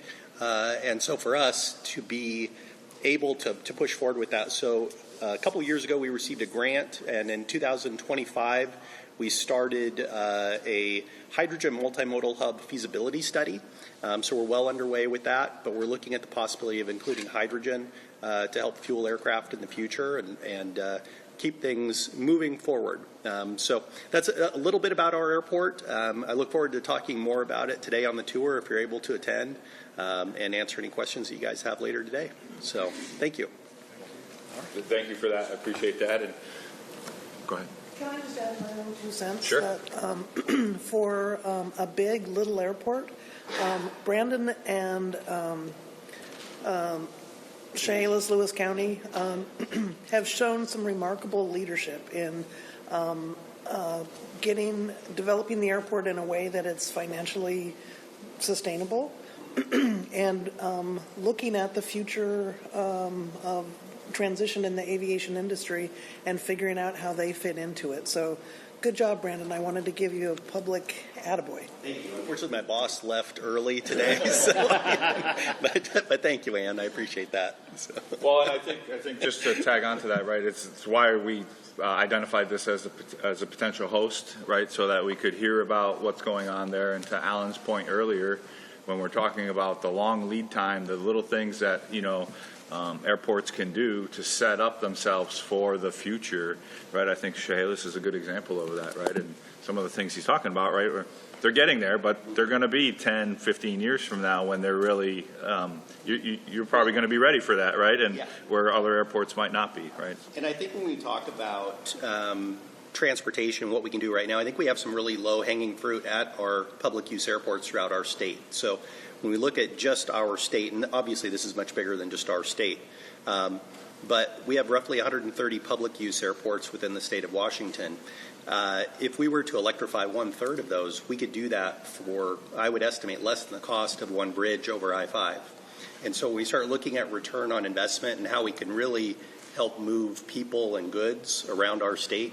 I think this won't solve all of the problems for sure, but it will go a long way toward helping prepare us for that future. And we can do that for a relatively low cost. Not that $40 million would be an inexpensive proposition, but when we start looking at how much we could bring traditionally underutilized infrastructure to a utilized infrastructure, there's a huge opportunity there. Yeah, and that while we talk about the commercial airports a lot, SEA, Boeing Field, and Payne Field, right? That's an example. These airports play a role in even the solutions that we're looking for, right? And better utilizing them, and then even greater optimization of the commercial airports by, whether it's, providing facilities that some GA users might want to use, and opening up that space at the bigger airports. Yeah, and I would even encourage this group, if I may, just to say, include, and I know advanced air mobility has been talked about with this group, but make sure that when we're looking at that multimodal transportation, that I would almost advocate that advanced air mobility be treated as one of those components of multimodal, almost separately from traditional aviation, because it is a new and different opportunity, but I think there's a lot of growth potential there. So great, good stuff. Thank you. Yeah. Somewhere in the back of my mind, there was, and this might have been your idea, that there was a piece of property around here that used to be an old coal mine that was available, that might be available for a new airport. Am I pipe dreaming, or is that... No, you're in the right place for that discussion. So the TransAlta Commons, which is where we are, so TransAlta had the coal mine that was out there, and that was discussed at one point as a possible location. So that goes back several years ago now. Is that on the picture? I believe it is. So, but yeah, good memory though. It was a discussion point. So. Okay, great. Thank you for that. I look forward to the tour later. Yeah, thank you. Okay, so yeah, just back on the agenda. It was meant to be discussion time, right? So kind of continue the discussion, kind of laid out generally what we'll be looking to do, or at least from a resource standpoint, what the work group has available to them. So this time was meant to further that discussion. We can also further the discussion of the annual report, because we don't want to wait till the last minute for that as well. So, and I'm thinking more of what the process would be to get something on paper there and get the work group to react to it, see it, and move it forward. So you had the idea of a committee focused on the annual report, a subcommittee focused on the annual report. What were the other subcommittee thoughts you had? One, to talk about some of the system engagement. Could be surface transport access solutions. Because if you think about it, we might get into some really kind of technical detail, like what should the alignment of that be if it's near this airport? Does it require a shuttle? Is that location practical? I think if we sort of cogitate on that in a committee and then report it out back to here, we can still get the benefits of the discussion, but we would have narrowed it a little bit so that doesn't become all-consuming. So it's the same thing with an annual report, right? We could get some things on paper and start to, based on the conversations, get that narrowed to something that we could then be shared with the work group at the next meeting. Yeah, ideally we would get guidance on the annual report. We would then turn around maybe a draft to that committee in 2 or 3 weeks after that. And then you guys could give us comments back. It then comes to this group for a report out and a discussion. Sort of a first reading in committee and second reading in the full CAG, so to speak. But they were meant for you to decide too, right? We don't want to dictate. Right. I was, other than we have the resources to manage 3 of them. Right. So you mentioned 3. So if you had a third thought, what was that? Just to get a discussion. I mean, maybe the policy and stuff around the regulatory of operating as a system. Yeah. So that would be the annual report, intermodal, and then the system. But or the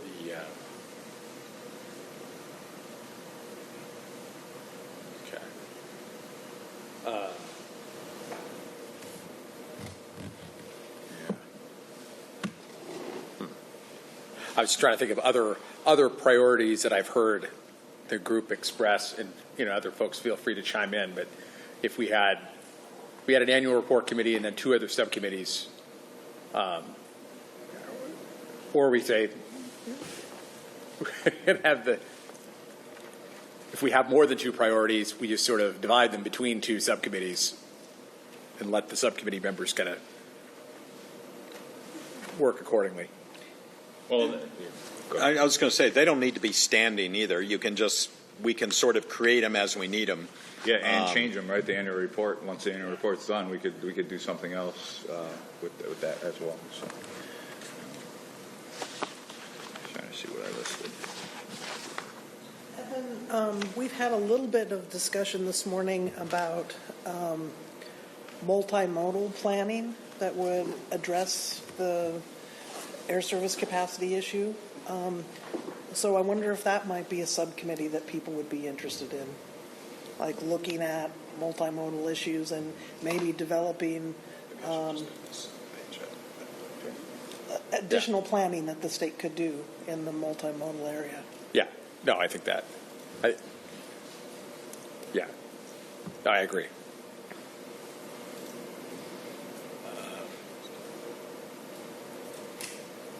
Other thoughts from the work group?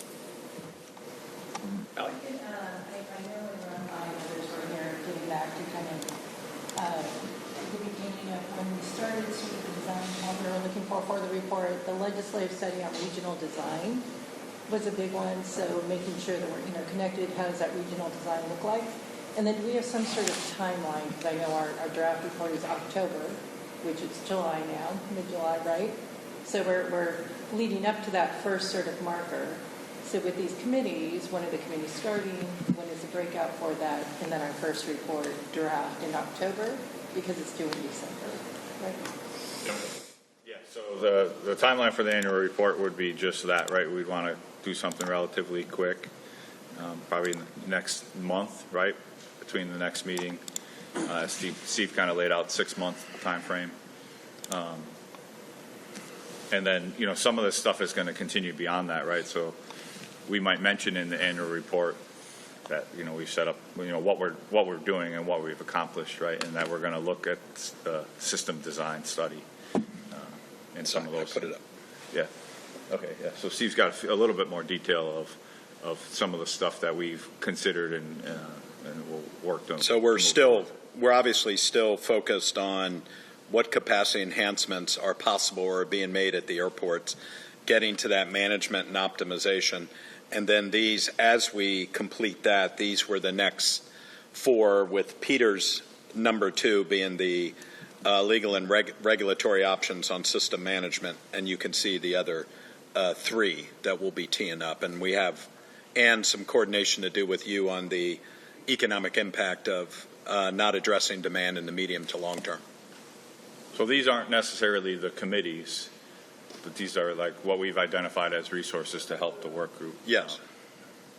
And you think you'd have that sort of economic effect of not meeting the demand? Do you think you'd have that in time to put it in this annual report?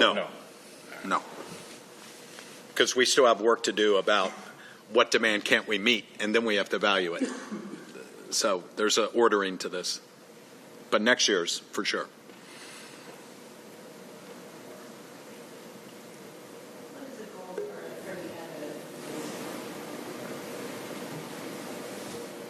For the end of this year or the end of this?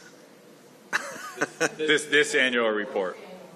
I mean, I guess I see it as kind of a question I asked earlier. What are the concrete things that we can put in now for the legislature now to act on that we know would either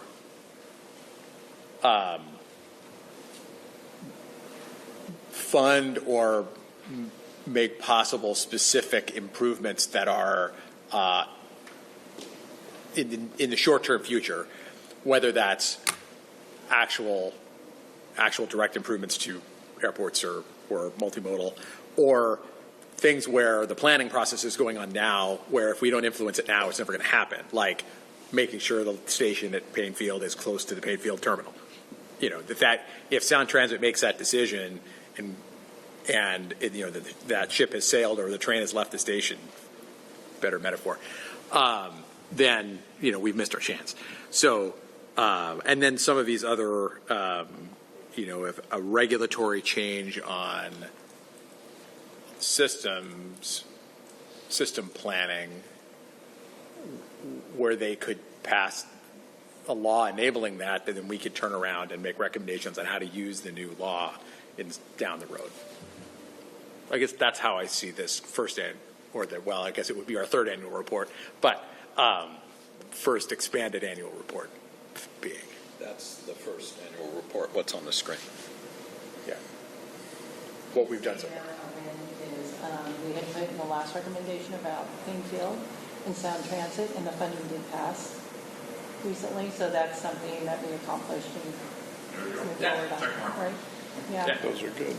But I don't think they've picked the location, have they? But at least the funding was part of the past, and they did approve the site, so as far as moving forward. You've also had prior discussions about the location of high-speed rail. Yeah. And how it could benefit Sea-Tac if it's properly positioned. But if you're going to have a station at Tukwila with a moving sidewalk to Sea-Tac, it's not going to work. World's longest moving sidewalk. Yeah. Hey, that's right.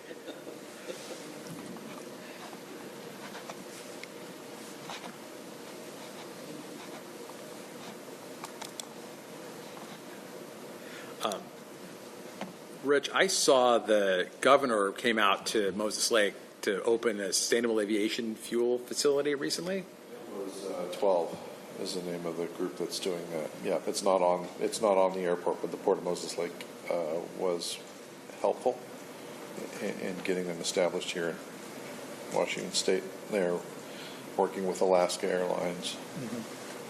I do think there's something on those lines of furthering the development of SAF production in the Pacific Northwest, that the state of Washington, whether that's up to you, this group, whether they want, that could be part of the annual report. Say, like, you'd encourage the state to continue to incentivize that because it needs that. Just speaking industry-wide, right?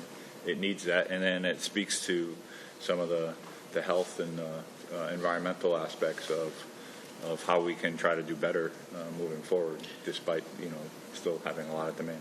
Right? I think that, and what we heard about AAM and UAS, those all fall into sort of the airport and aviation or other modes of the future, and I think all those are ripe to include as well.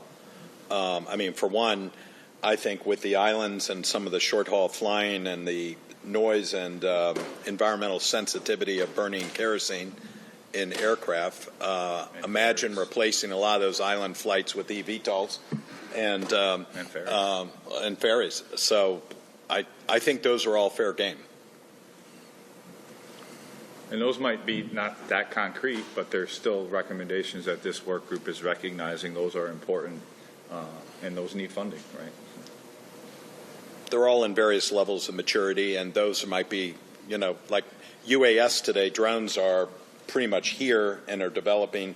eVTOL is a little bit more downstream, but everybody, a lot of states right now are working and prioritizing those and the electric infrastructure to accommodate them. Well, the timing, I think, is right. If I may, I don't mean to... No, please.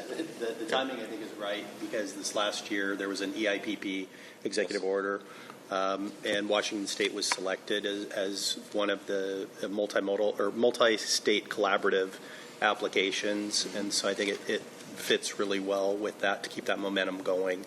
So hopefully we'll even see a demonstration of advanced air mobility very publicly at some point.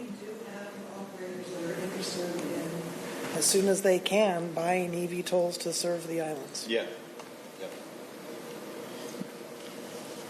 Or even hybrid electric.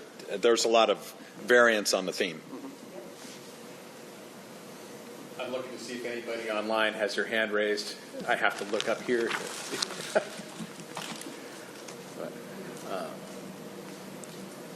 I put a link in the chat, and I know it's not accessible to everybody, so it's a link to a document from the National Laboratory of the Rockies, a new report titled An Overview of Potential Future Aviation Energy Carriers. I found it to be a useful report, and I commend it to you.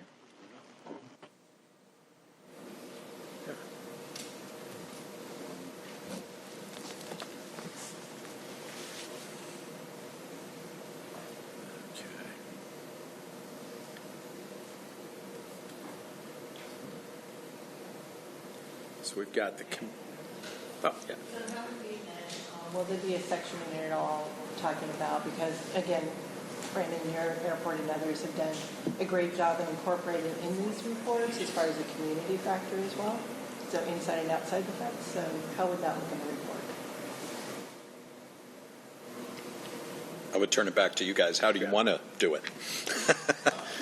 Well, I think I've been thinking about this a bit, and one of the advantages, I think, of looking at the existing airport master plans and then the newly revised airport master plans is that planning process has already been undertaken by each of the airports that we're looking at. And they are all responsive to their local communities, most of them, frankly, because they're owned by a public entity. So for Payne Field, that plan that anticipates for all of the fighting that went into eventually opening commercial service there. It's proved to be popular, and popular enough that Snohomish County was willing to put their name on a master plan that says we're going to serve 6 million passengers a year by a few years from now, up from 0. And that first 0 to 1 million took 25 years of debate. So by looking at those master plans that have already had that degree of community engagement and buy-in, and trying to build on our group trying to build on that, strikes me as an efficient way of addressing that issue. Where the CAC ran into the problem was identifying sites out there, throwing out ideas where that kind of local political groundwork hadn't been done at all. You can see Olympia now trying to amend their master plan. There's a fair amount of community opposition to that. You have the community input issue with the SAMP.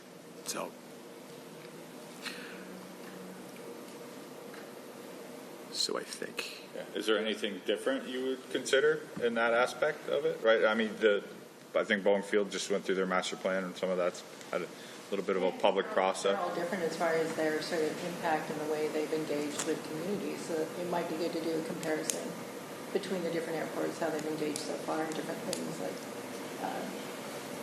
SEPA, NEPA, everything else, expansions, what it looks like, the outcomes, pros and cons, and everything else. I think would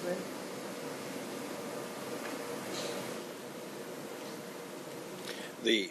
The thing that occurs to you when you read the enabling statute for the CAG is that there is a lot in there about site selection, but as we've seen, when you get into site selection, it takes all the oxygen out of the room. And so all these other things that you want to talk about, be it AAM, be it optimization, they're not going to be heard if you start with site selection. So I think the way we've ordered this is logical, and that is we get into managing and optimizing. We then figure out what the economic costs are going to be and the consequences of meeting or not meeting demand. And then and only then do we get into, okay, what do we do about it? And a piece of what you do about it is looking at new sites. But if you haven't done all the legwork up to there, number one, people don't understand it. And number two, all the other issues that you care about are going to be obscured by this huge debate that this community doesn't want a new airport. And so I think CAG here has ordered it right and set it up more for success. And probably the last thing we will do is site selection. I mean that both ways. and interesting, somebody said about how growth in airports during the 20th century was largely kind of haphazard.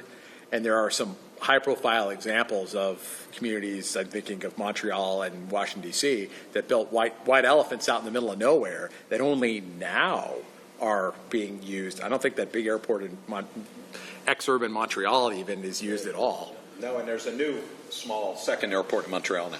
Yeah. So, that you can,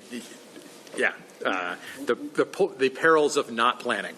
We need to be a little bit careful. We need to rely upon the airport master plans that have already been prepared. But let's remember, as Rich and I were talking about earlier, they each had their blinders on. And so as good as the master plans are, they're not looking at their neighbors much. And I think our job will be to use that as a foundation, to use all those, whatever has been prepared already as a foundation, and use the data in there to do the additional work that says, okay, given all of this, now what does it tell us as a region? What does it tell us on a statewide level? Because that's the piece of work that hasn't been done yet.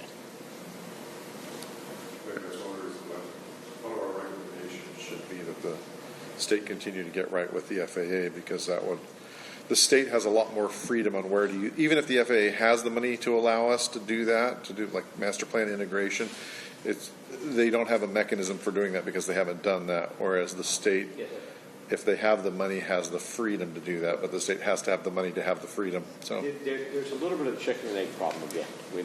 This keeps coming up. But the chicken and egg here is this. The FAA is not going to tell the state to do this. The state's going to have to go to the FAA and say, we think this is a really good idea. Now, in the current environment in Washington, the FAA will jump up and down and be excited about that because of the prospect of using these facilities more efficiently. But somebody has to take the lead, and that really has to be start with COG and move from there to the state to say, we think this is really important for us.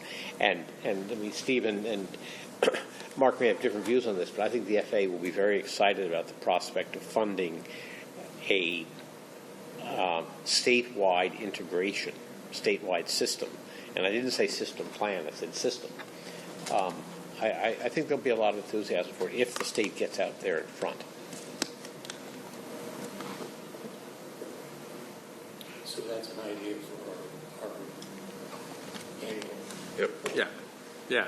That's a very specific thing we can ask the state legislature to do. Is it possible to have that kind of system plan while retaining the existing local ownership and planning? Because I wish you hadn't asked. Yeah, that's well. What answer do you want?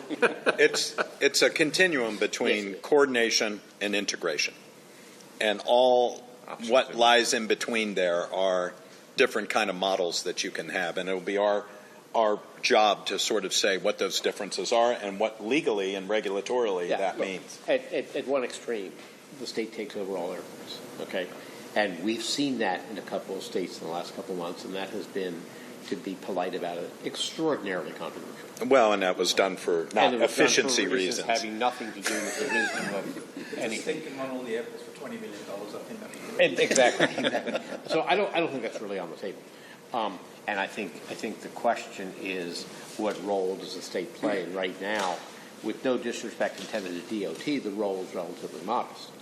And so the question is, what is the state's role going forward? And maybe it is spending $20 million, $40 million. How much do you have? Spending $40 million, but it's also using state resources and influence to force, encourage, incentivize all the airports in the state to do what's right. And the FAA has a lot of tools for that. They've been very good at telling airports what to do without telling them what to do, and I think the state could use that model.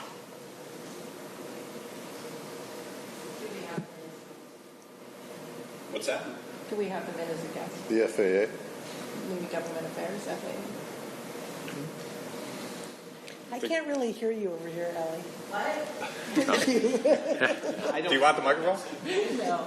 It's really tall in here, so if you don't have a loud voice, I would use the speaker. Oh, got it. Okay. Can we have the FAA in as far as their government affairs? Maybe to talk I to think them? that's the state right now, because they know what the rules are right now. Somebody's got to change the rules. If you ask them, they'll say, "Well, whatever you want to do is fine.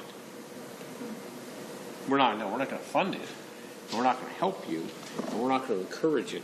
I think, again, this is somebody needs to take the initiative.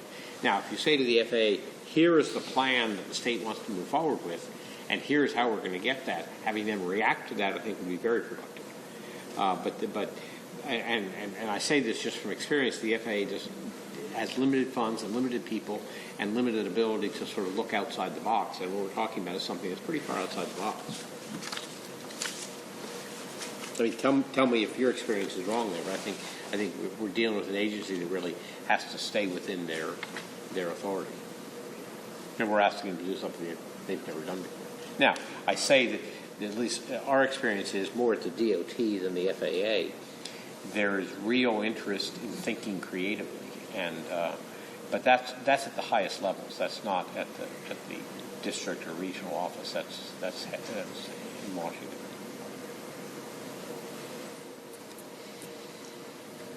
I'm sure the FAA will come in and talk to us about it, but I agree it's kind of premature. We're not there yet.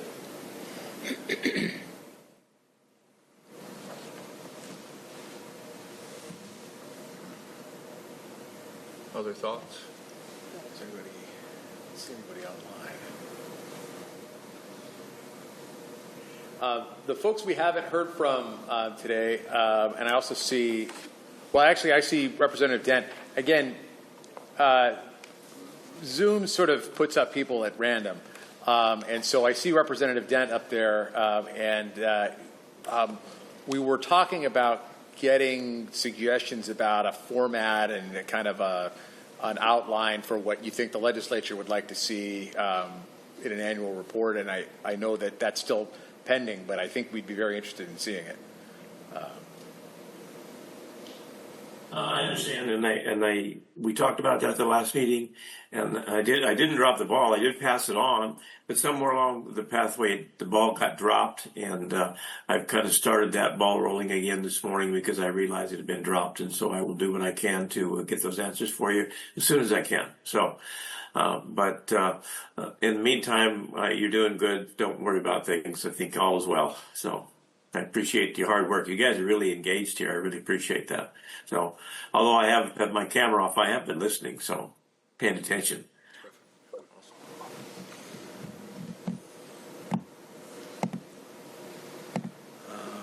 else do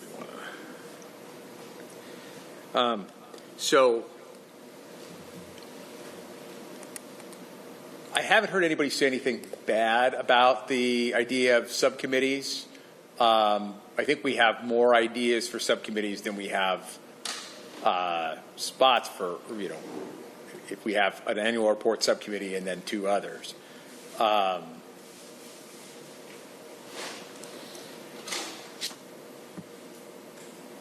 So I'm trying to help you all out by trying to get us to decide, do we want to go ahead with subcommittees, who wants to be on what, and what should they be? What subjects? How should we break the subjects down? Okay. Can I make a suggestion? Yeah.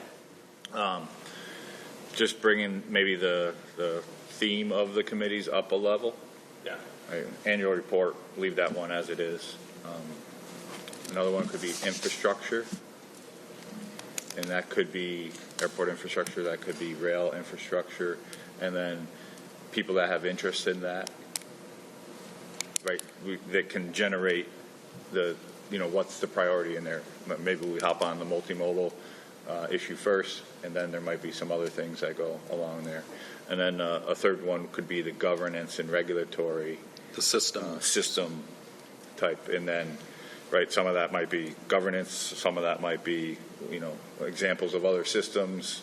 Right, there's things you can do, and the committee can kind of move the agenda, if you will, of those committees. If you like, what we could do is just push it one meeting and come back to you with, those are the three, a suggested agenda for each of the committees. You share it, and then people who have an interest, you can sort of take that as a first cut. And then if we need to rearrange them a little bit or ask people if they wouldn't mind serving on another one, you can do that.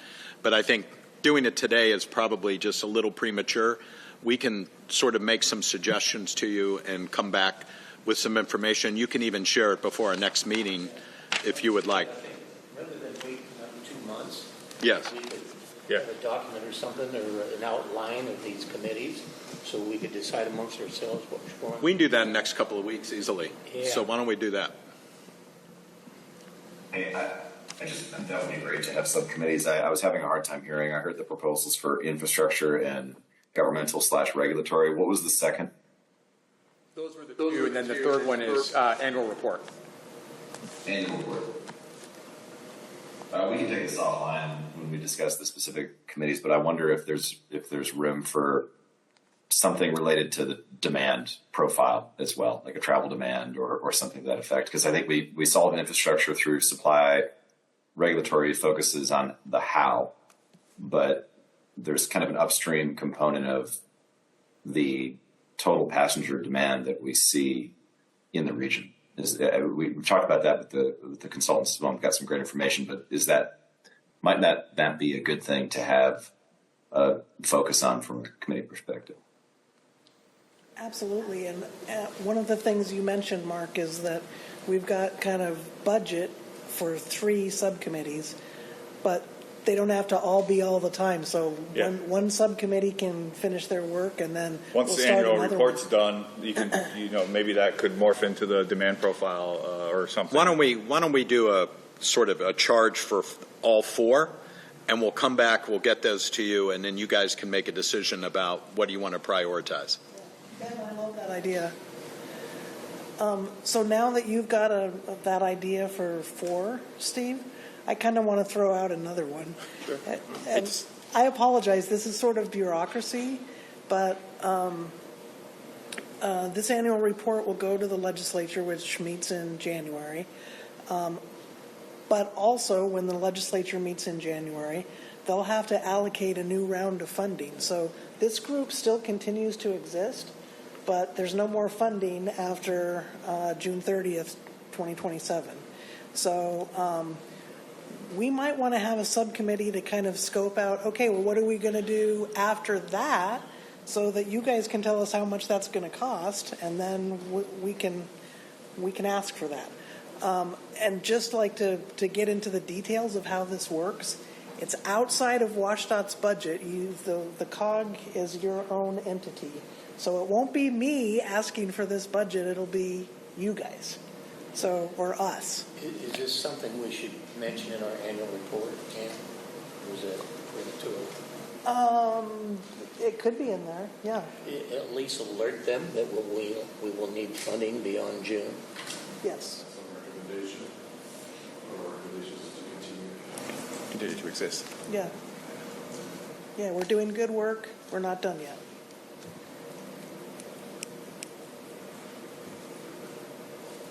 Yes. Yeah. Is the answer. Okay. We'll gladly take that as a fifth. I'll put it that way. And I think too that might be one of those places where input from Representative Denton 5 might be useful too, and how best to kind of shape that up. Yeah. Okay. Tom Dent has his hand raised. Yep. Representative Dent. Thank you. So, go along with what Ann's comments there. You know, the original bill we had for this committee was about half of it was vetoed by the past governor. So, if we were to look for further funding, do we want to look at? What is? And I don't need an answer today. Okay, I want you to think about if you would like to change the direction of the committee a little bit to be more, so you could be more. Have more input into what the issue is here. You could look at the bill we had. If you go back and pull that bill up, you can see what was vetoed and see if it's something you'd like to continue with or not. Just let me know what your thoughts are, because if we're going to reach back and try to reach in and try to get more funding, if we need to change the policy a little bit, we can work on that too. Okay.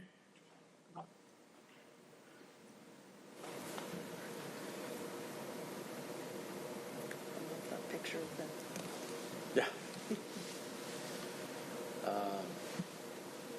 So that's our chance to bring in maybe some other multimodal representation Yes.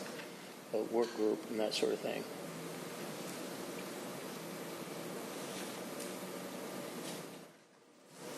It's going to come back to us on committee ideas.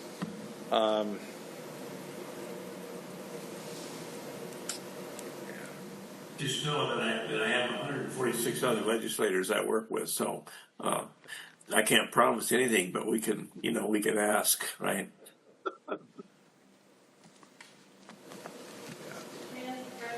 there anything else?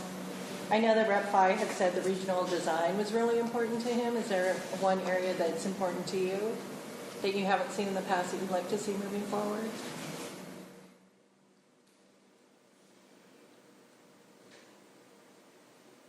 You're muted, Rep. Dan. You're on mute.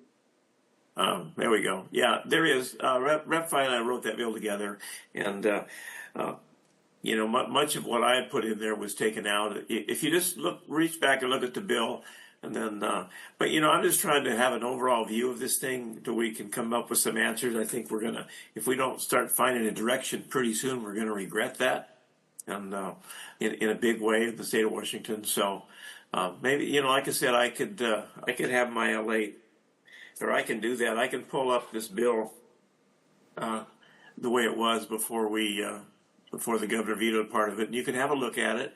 And but just let us know. I mean, I just want your opinion on where we're going. I mean, you guys are really kind of in the trenches doing this, and I appreciate your work, as I said earlier. But let me know what you think, and then we can talk later. Okay? I mean, I'm good with that, but. Yep. All right. What time is it? So I had some. This is kind of changing the subject from the committee structure, which I think makes sense. We should kind of continue to refine that. But our discussion here was also, it's still titled, the capacity gap, and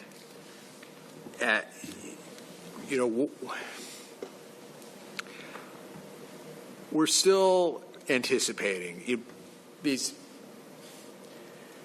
The line up into the future of travel demand. We're focusing on passengers per year, and we are plans in the pipeline for capacity improvements that get up to a point, and then there's the gap. I think we need to start thinking about. Where do we? This is coming out sounding kind of obvious. Where do we, or who do we encourage to think about what they're going to put in their next master plan to start filling that gap?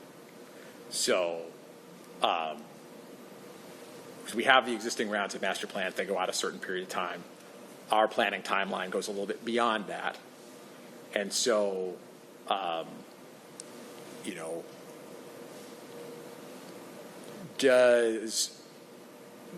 do some of the airports we've mentioned already have in mind what they're going to put in their next master plan?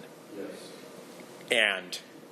And then, can we get them to share that information so that we can start thinking about that 2040 to 2050 to 2055 period now? I think the pieces of the puzzle, if some of the system things move forward, some of those things might change based on that. Because of what you can do versus what you can't do now. Yes. I think the way we're talking, we have to go first. We, meaning COG, has to go first. COG has to say, here are the existing master plans. Here are the problems that we see on a system-wide basis need to be solved. Individual airports, please look at this as you begin your next master plan. Because the blinders come off, essentially. Because we're the only ones who really have both the authority and the direction to take those blinders off. Okay. And so SAMP's a wonderful document. Thank you very much for SAMP. But SAMP 2 will be informed, we hope, by what COG finds at the end of our existence, or and whatever annual report we've done when it comes time to do SAMP 2. And we shouldn't be too arrogant about this either, because 26 years ago, if we had said what the problem was in the state of Washington with capacity, and we used the data we had from then, we would have it very wrong today. So as we look 26 years to the future in 2052, if we presume that the problem today, if we address it, is going to meet the needs of 2052, I think we're probably likewise going to be wrong.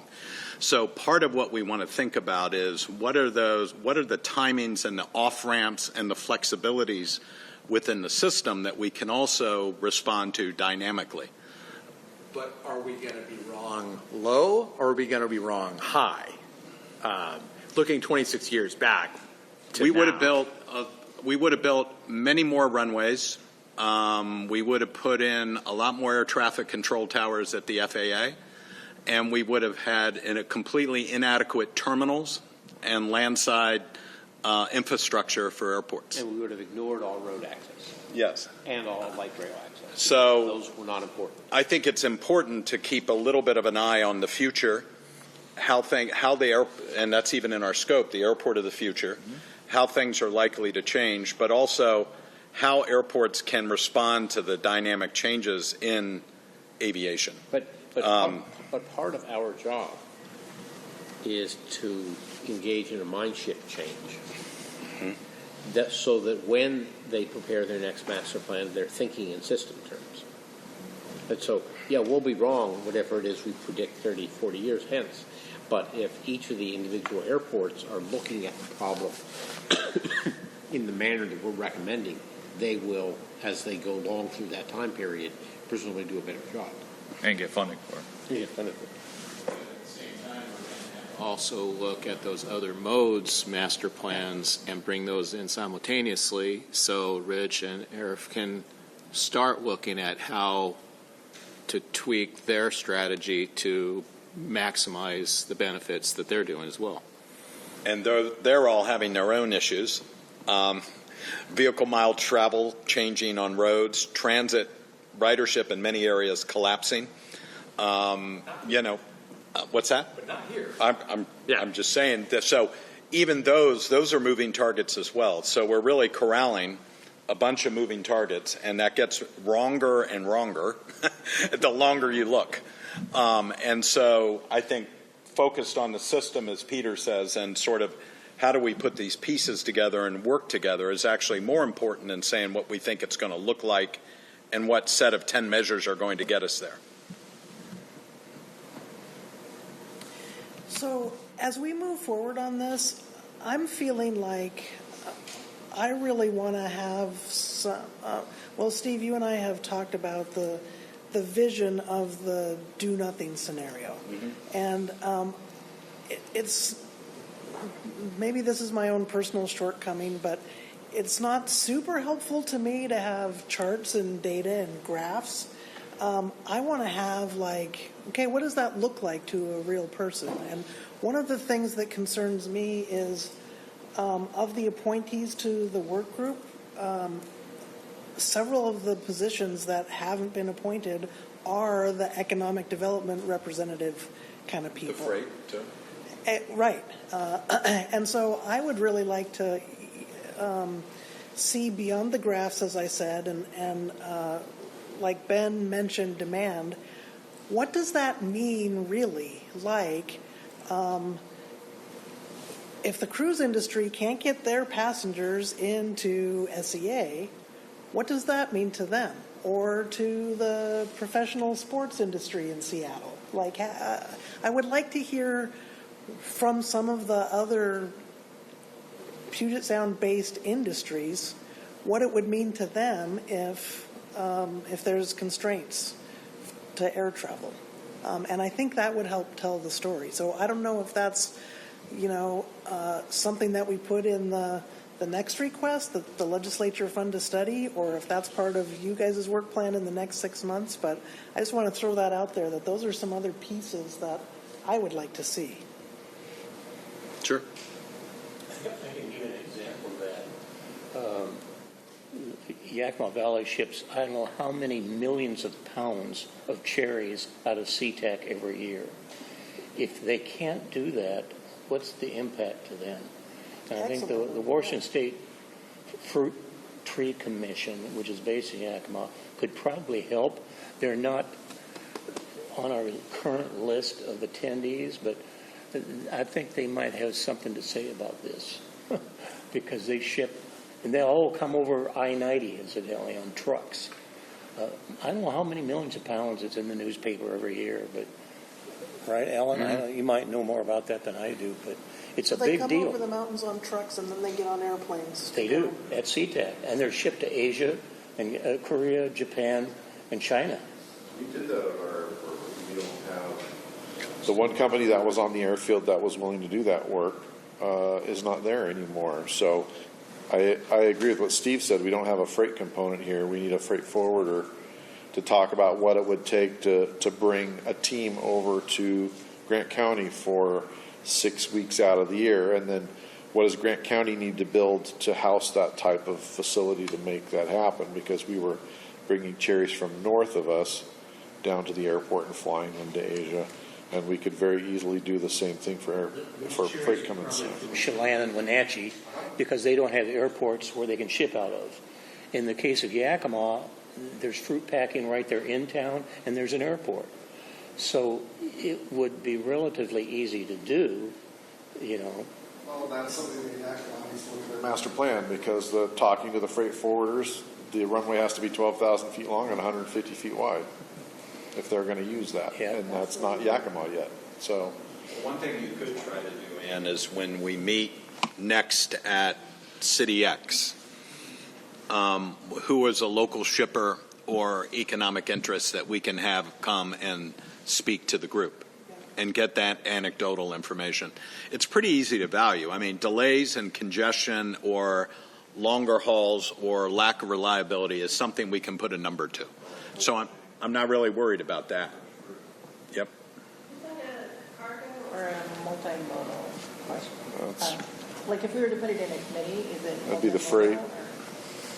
I think it's probably multimodal because you have to get it to the airport, and passengers and freight can kind of be valued similarly in terms of the effect on delays and congestion. Well, a chunk of those cherries are belly freight, so some of that's full airplanes and some of that's going underneath.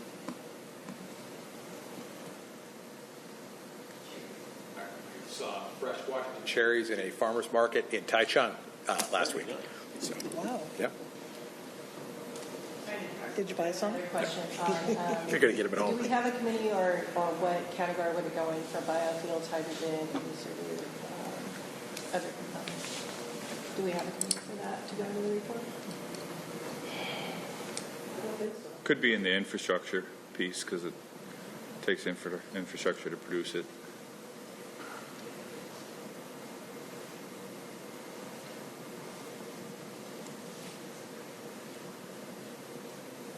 Okay.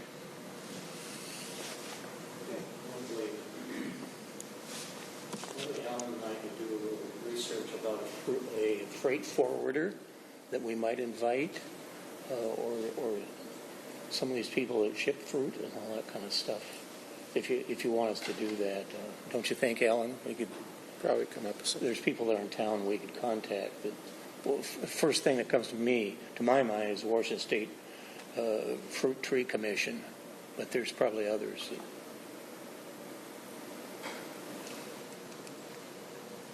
Would the Commerce Department have folks they would recommend? Steve just stepped away from this. Yeah, he's not. Oh, there he is. He's there.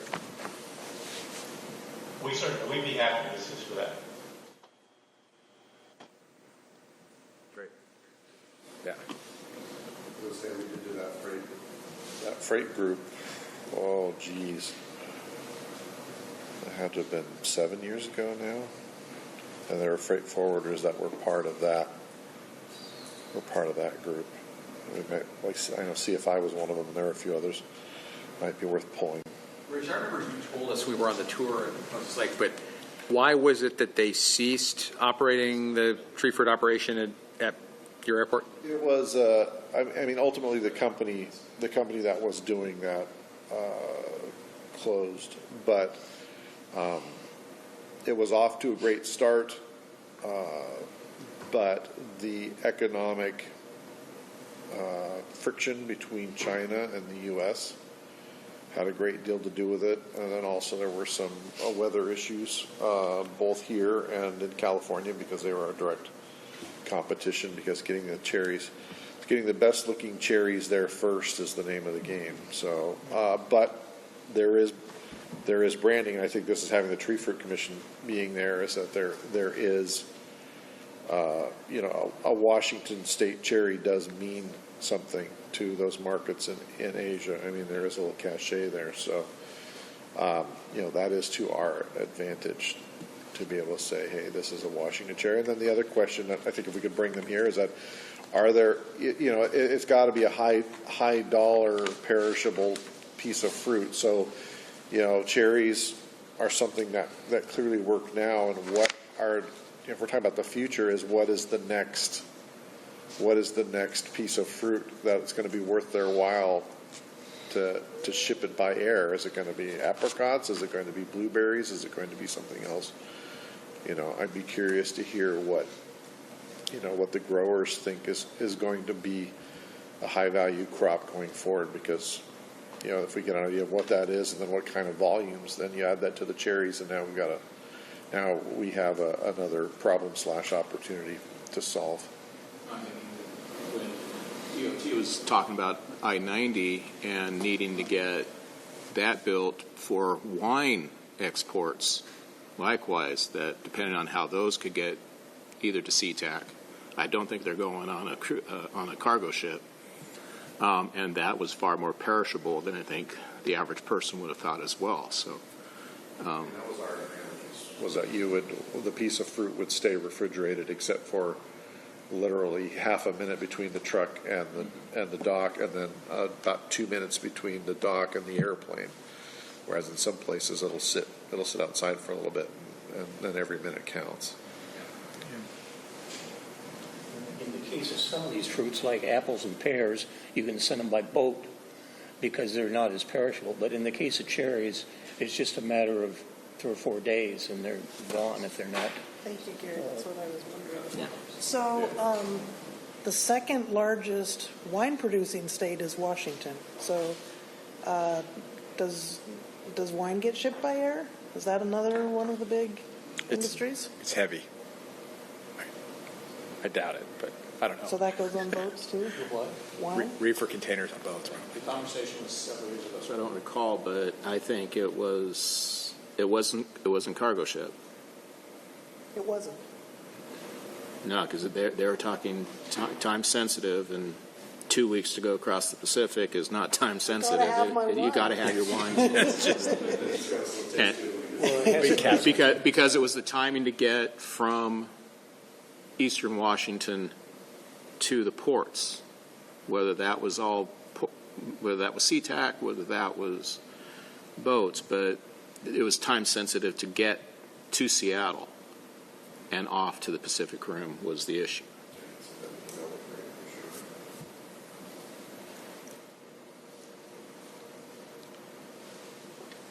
Okay.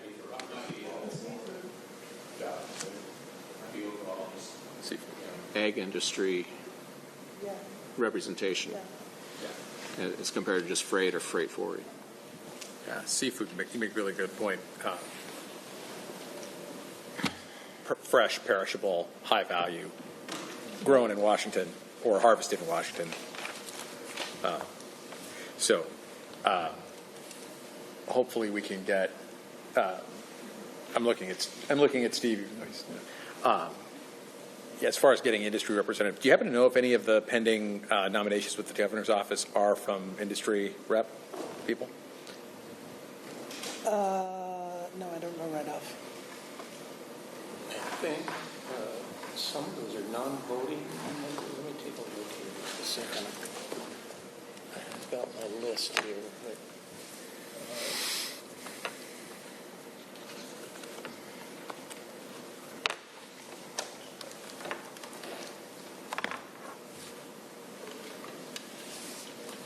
trucking industry and freight forwarding industry, those are both voting positions.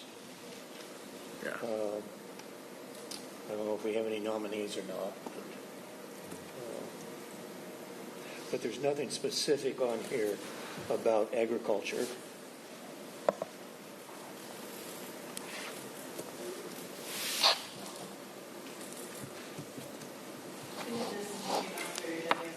So they might be a big contact as well. And then I know Farm Bill has a section on transportation, so they might be helpful as well.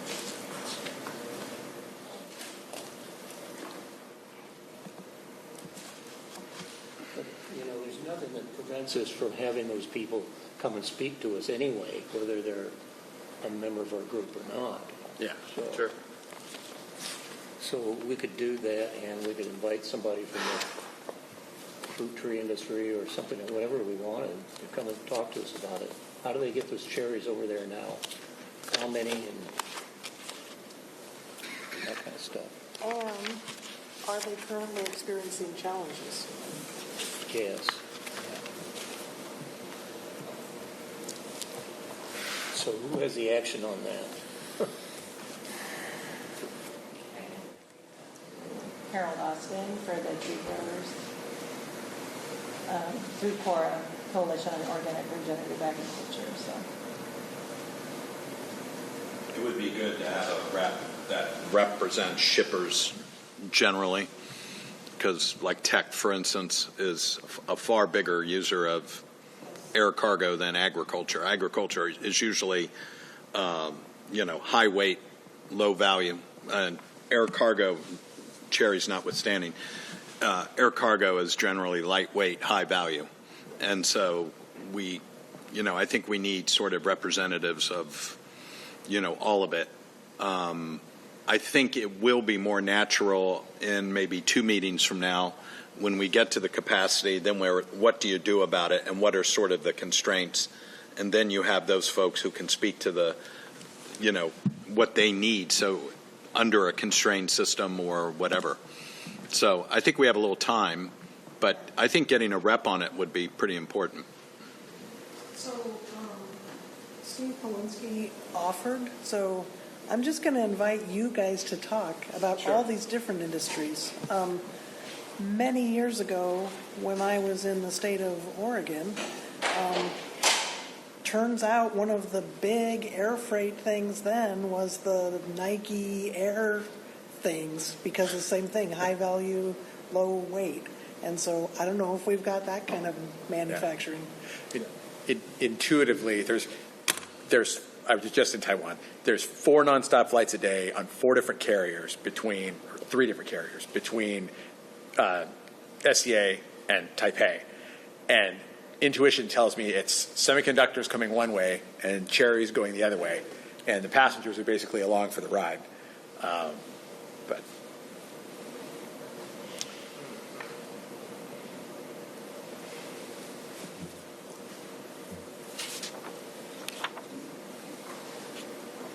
Okay. Are we good on dates, times, places for the next one? we haven't picked those. We haven't done that yet. Yeah.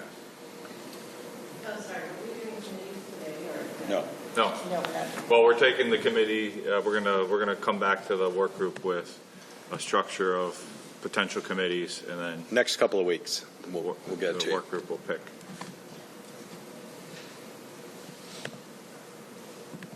I could also see, Ben, you might be able to have some input. I don't know how much you can share from the airline, but when you all are doing route planning and looking at the cargo aspect of it, that might be too trade secrety for us, but it's not terribly secret. Cargo has a much larger impact on the international side. Generally speaking, for us in the lower 48, it's supplemental, so it's nice to have. Obviously, with our state of Alaska operation, that's critical to the lifeblood of the communities there, as well as in the state of Hawaii. So it varies kind of by market. I would say, the majority of the volume that we tend to carry is things like, mail, fish, essential goods to the state of Alaska, to and from the state of Alaska, as well as, packages, e-commerce, things of that nature. I was actually just texting with Anna a moment ago. One potential agenda item for the next working group, our Vice President of Planning and Revenue Management would be willing to come and talk in more detail about that. I've done it in the past, but she's kind of the current head of the division. She oversees both, the revenue management side, the pricing, as well as network planning, which would encompass all the route forecasting. How do we think about cargo revenue, and things of that nature? If that would be of interest, we can get that on the calendar. that'd be fascinating. Yeah.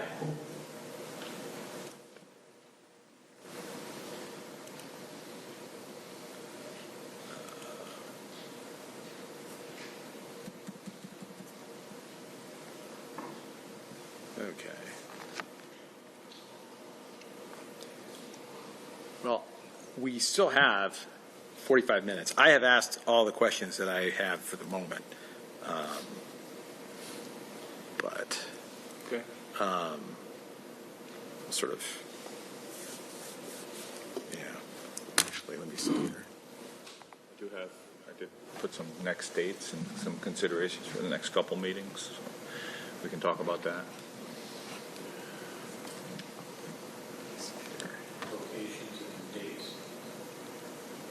Yeah, I can share what I put on here that would be ideal for the consultant team, but obviously you guys are the boss.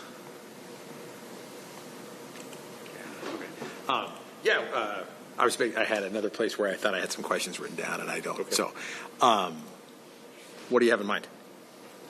I'll just put them up. So a couple things I know.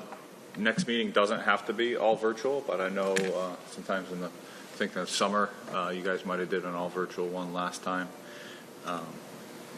But thinking, right, this one got pushed a little bit because of some holiday and vacations, so we're a little bit later. But these would be the next 2 meetings out of these 4. So we'd pick, either the week of August 17th or the August 31st, and then. Sorry, I'll be gone August 20th to 26th. Okay. But it's all virtual. I think you guys can handle it. Okay. Or we do it on the 19th.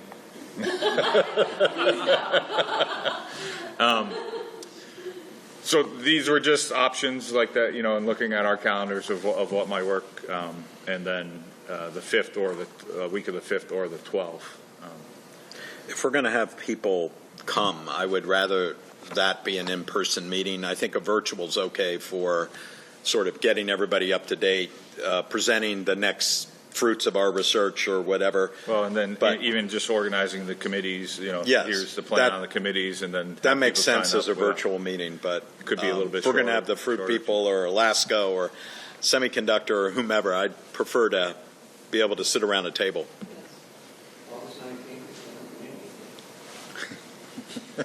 I shouldn't have said that. Sorry, Christina. 18th. Give her a day to breathe. September 2nd.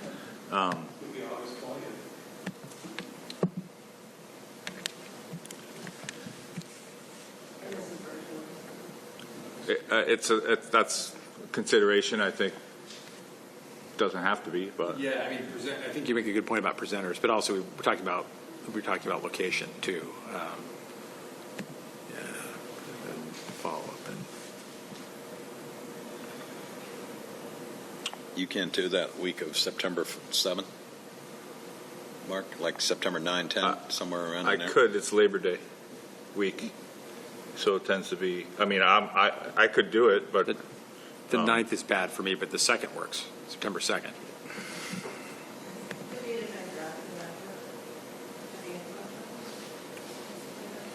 The report's due at the end of the year, but the report. Don't worry about the report.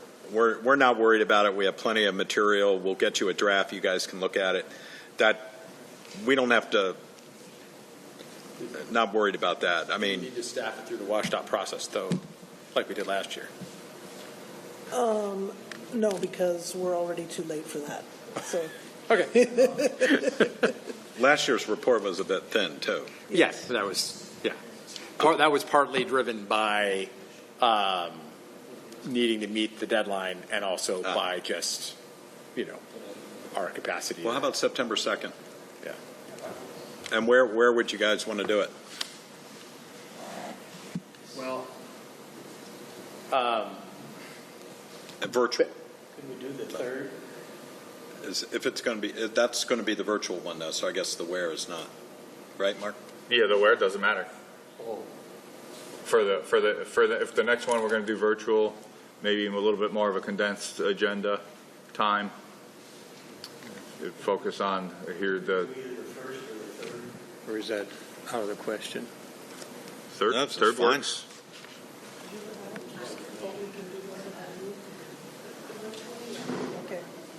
Okay. And then we could, and then we can squeeze in even a month later is not bad. Yeah, because it's a think virtual. That'd be fine. Yeah. Yeah. Oh yeah, I actually have a hold on my calendar already for September 2nd. So. Well, they were saying the 3rd would be better for. Is that all right? Yeah, for me personally, but that's just me. We don't want the 3rd's better for myself. I could do the 3rd. Okay.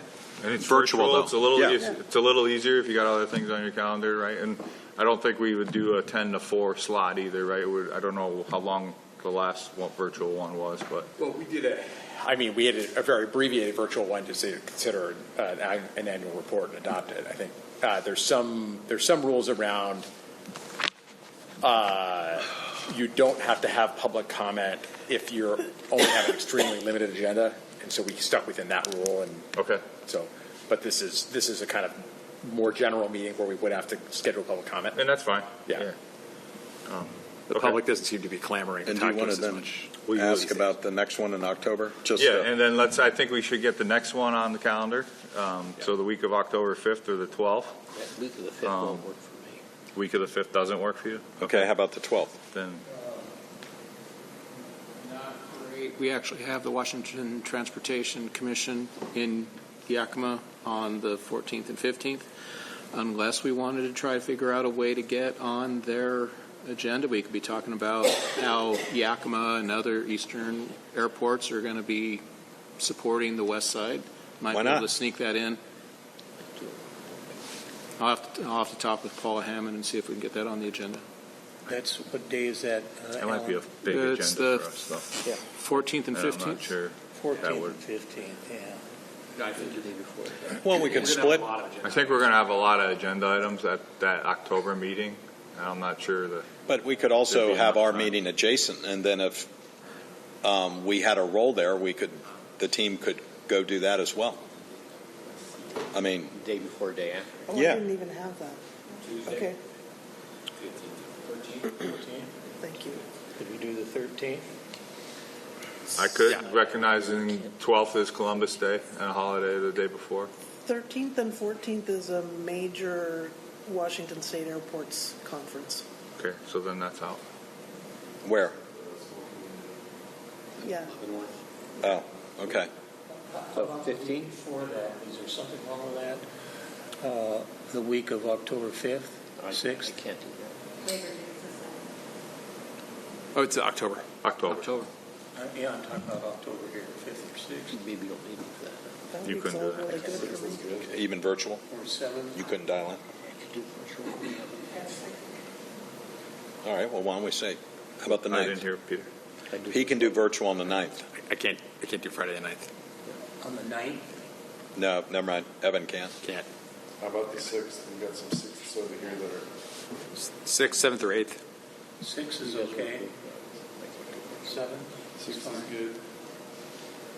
Anybody online have any You'd have to input do it on meeting dates? But that's all right. Yeah, we could handle it. Right? Yeah, October 6th, 7th. yeah. 6th or 7th? Yeah. Yeah. Okay. 6th or 7th? 6th or 7th? Yeah, no, good for me. Okay. And then where?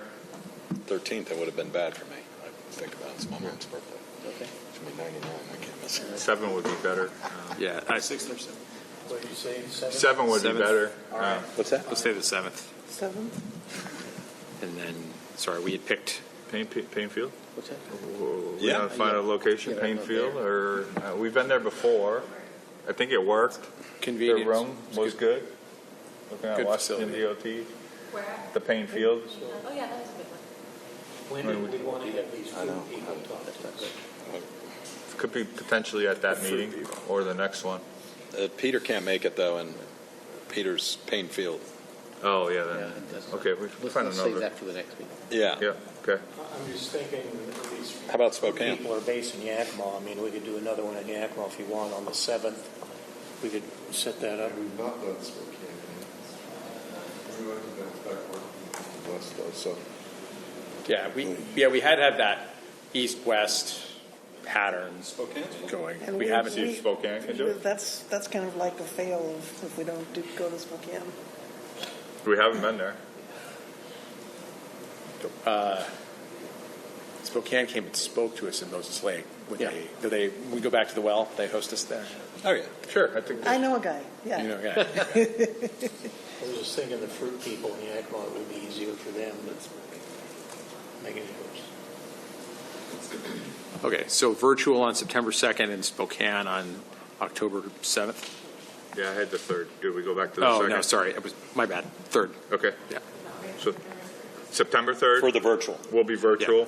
It'll be It won't be a 6-hour meeting. We'll have to see how the agenda and try to estimate some times, but definitely something shorter. And then would kind of go to what our standard agenda would be for the 7th. October 7th.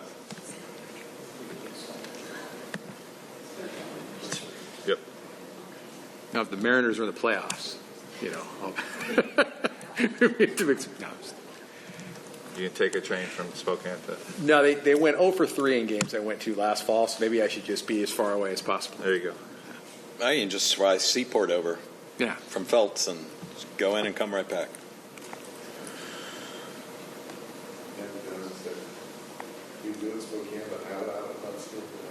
For us to. Sure. Well, and are you going to take the lead with trying to see if they're available and what the best spot location would be? Yeah. That'd be great. October 7th. Yep. I just hope 10 o'clock. Probably 10 o'clock. I think it would be more standard agenda. Yeah, do a 10 to 4. More like 10 to 1 probably, but whatever. On the 3rd. Oh, on the 3rd. Yeah, probably 10 to 1 or probably be just a couple hours be enough. Yeah. Yeah. And we got. Hopefully you get some check whether we new need the public comment or members not. by then. Yeah, that would be nice. Meanwhile, you guys will get us some information about committee work. We'll share that before the 3rd. Yep. And then with the expectation that will come out of that with folks assigned to committees and an agenda to move forward. What? What the president always says, well, how about in 2 weeks? Don't put me in that, Casey. So at the Spokane meeting, you would want to finalize probably the annual report. So I think the committees and the annual report discussion on the 3rd, maybe we'll even have a draft for them to react to, at least initially for the 3rd. You tell me when I get it, and then I'll tell you if I can do it by the 3rd. Well, we need the template and the outline. Draft so that we could comment. Yeah. Oh, you'll get it. Don't worry. And then, but to Gary's point, I think having that in final draft form for October 7th and getting the work group to agree to that coming out of that meeting, I think would be part of that agenda.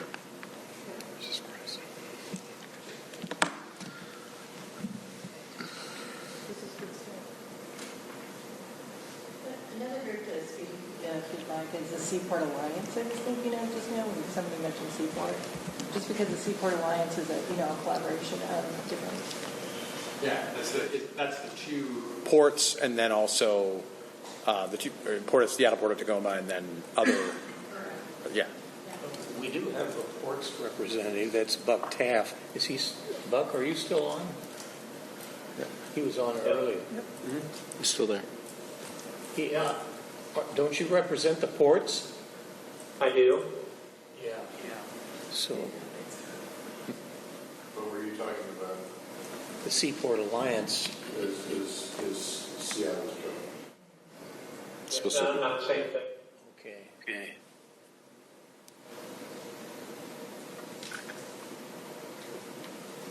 Okay. Well, if we're done a bit early, Brandon, are we able to roll into the tour, or so? I'll get my heads up so you can be ready for it. So you ever wanted just a second ago? I think about 3, so I'll update it. Okay. Is there anything By the else? time we break down and get over there, be close to that. Yeah. Anything else anybody else wants to add while we're still on the record for today? Yeah. Thoughts, questions? I'd love to have a field trip to Portland Airport, just because training and everything holds in there, multimodal a little bit more. See how it compares. We could have a meeting in Vancouver, Washington. That's true. Then we could then be in the state of Washington, and then we could go across the river, just not during rush hour. And Yeah. That would be a good winter meeting location because the eastern folks could go south and not have to cross the pass. Yep. I didn't hear the location. Portland, Vancouver. Washington, but then do a Portland airport tour. Okay. That if you haven't been in the new terminal there, it's fantastic. I have relationships there. If you guys don't, Yeah. I do. you do. Yeah. Also, there the Vancouver Washington Airport will have a brand new conference room that I don't know if it will be big enough for us, but that might be available to us. And that's kind of a cool small airport. December also. meeting? So maybe that's the location? Yeah. Another thing related to that, anyone who lives here in the Seattle area, you can take one of the 6 Amtrak Cascades trains to Vancouver, round trip. So it's pretty convenient. You don't have to drive I-5. Someone else is doing the. No, I took the train here today. Taking the train back tonight. So. And I just heard a presentation on PDX 2045, right? So I'm sure between a tour, we could also, as it relates to that, they would be very happy to talk to this group as well. So if that's something we want to do. Good idea. Be a great idea, Alec. Yeah. All right. Anybody else online have any input? If you go to Portland, too, Ben could probably give us some information about what Alaska's doing down there, increasing gate capacity and whatnot at Portland. That might be the time to have his route planner. his person address the group. Yeah, Ben, maybe that December meeting would be the time to have your planning and route management person speak. Sounds good. I can work with the team to make sure she's on the calendar. Okay. We don't have that date yet, but maybe we'll. Can you just one more time summarize the dates and times for the future meetings? September 3rd, virtual. October 7th, Spokane. December, question mark. Pending Spokane's affirmation. Yes. Okay, do we want to talk about December? Sure. December gets tight, so maybe that's not a bad idea. Yeah. I know we met in December. Well, we weren't on board yet, but Earlier the better, if it's December. 9th? 2nd or the 9th? Second. You can do the 2nd? Yeah. I can't do 9. How about the 2nd? How about the second? I'd prefer that. Second? Yeah. All right. December 2nd, and then we're going to see about meeting in Vancouver, Washington. Yes. Who has a relationship or? Me. Okay. And to coordinate. Christina, were you going to send out holders, placeholders for all those?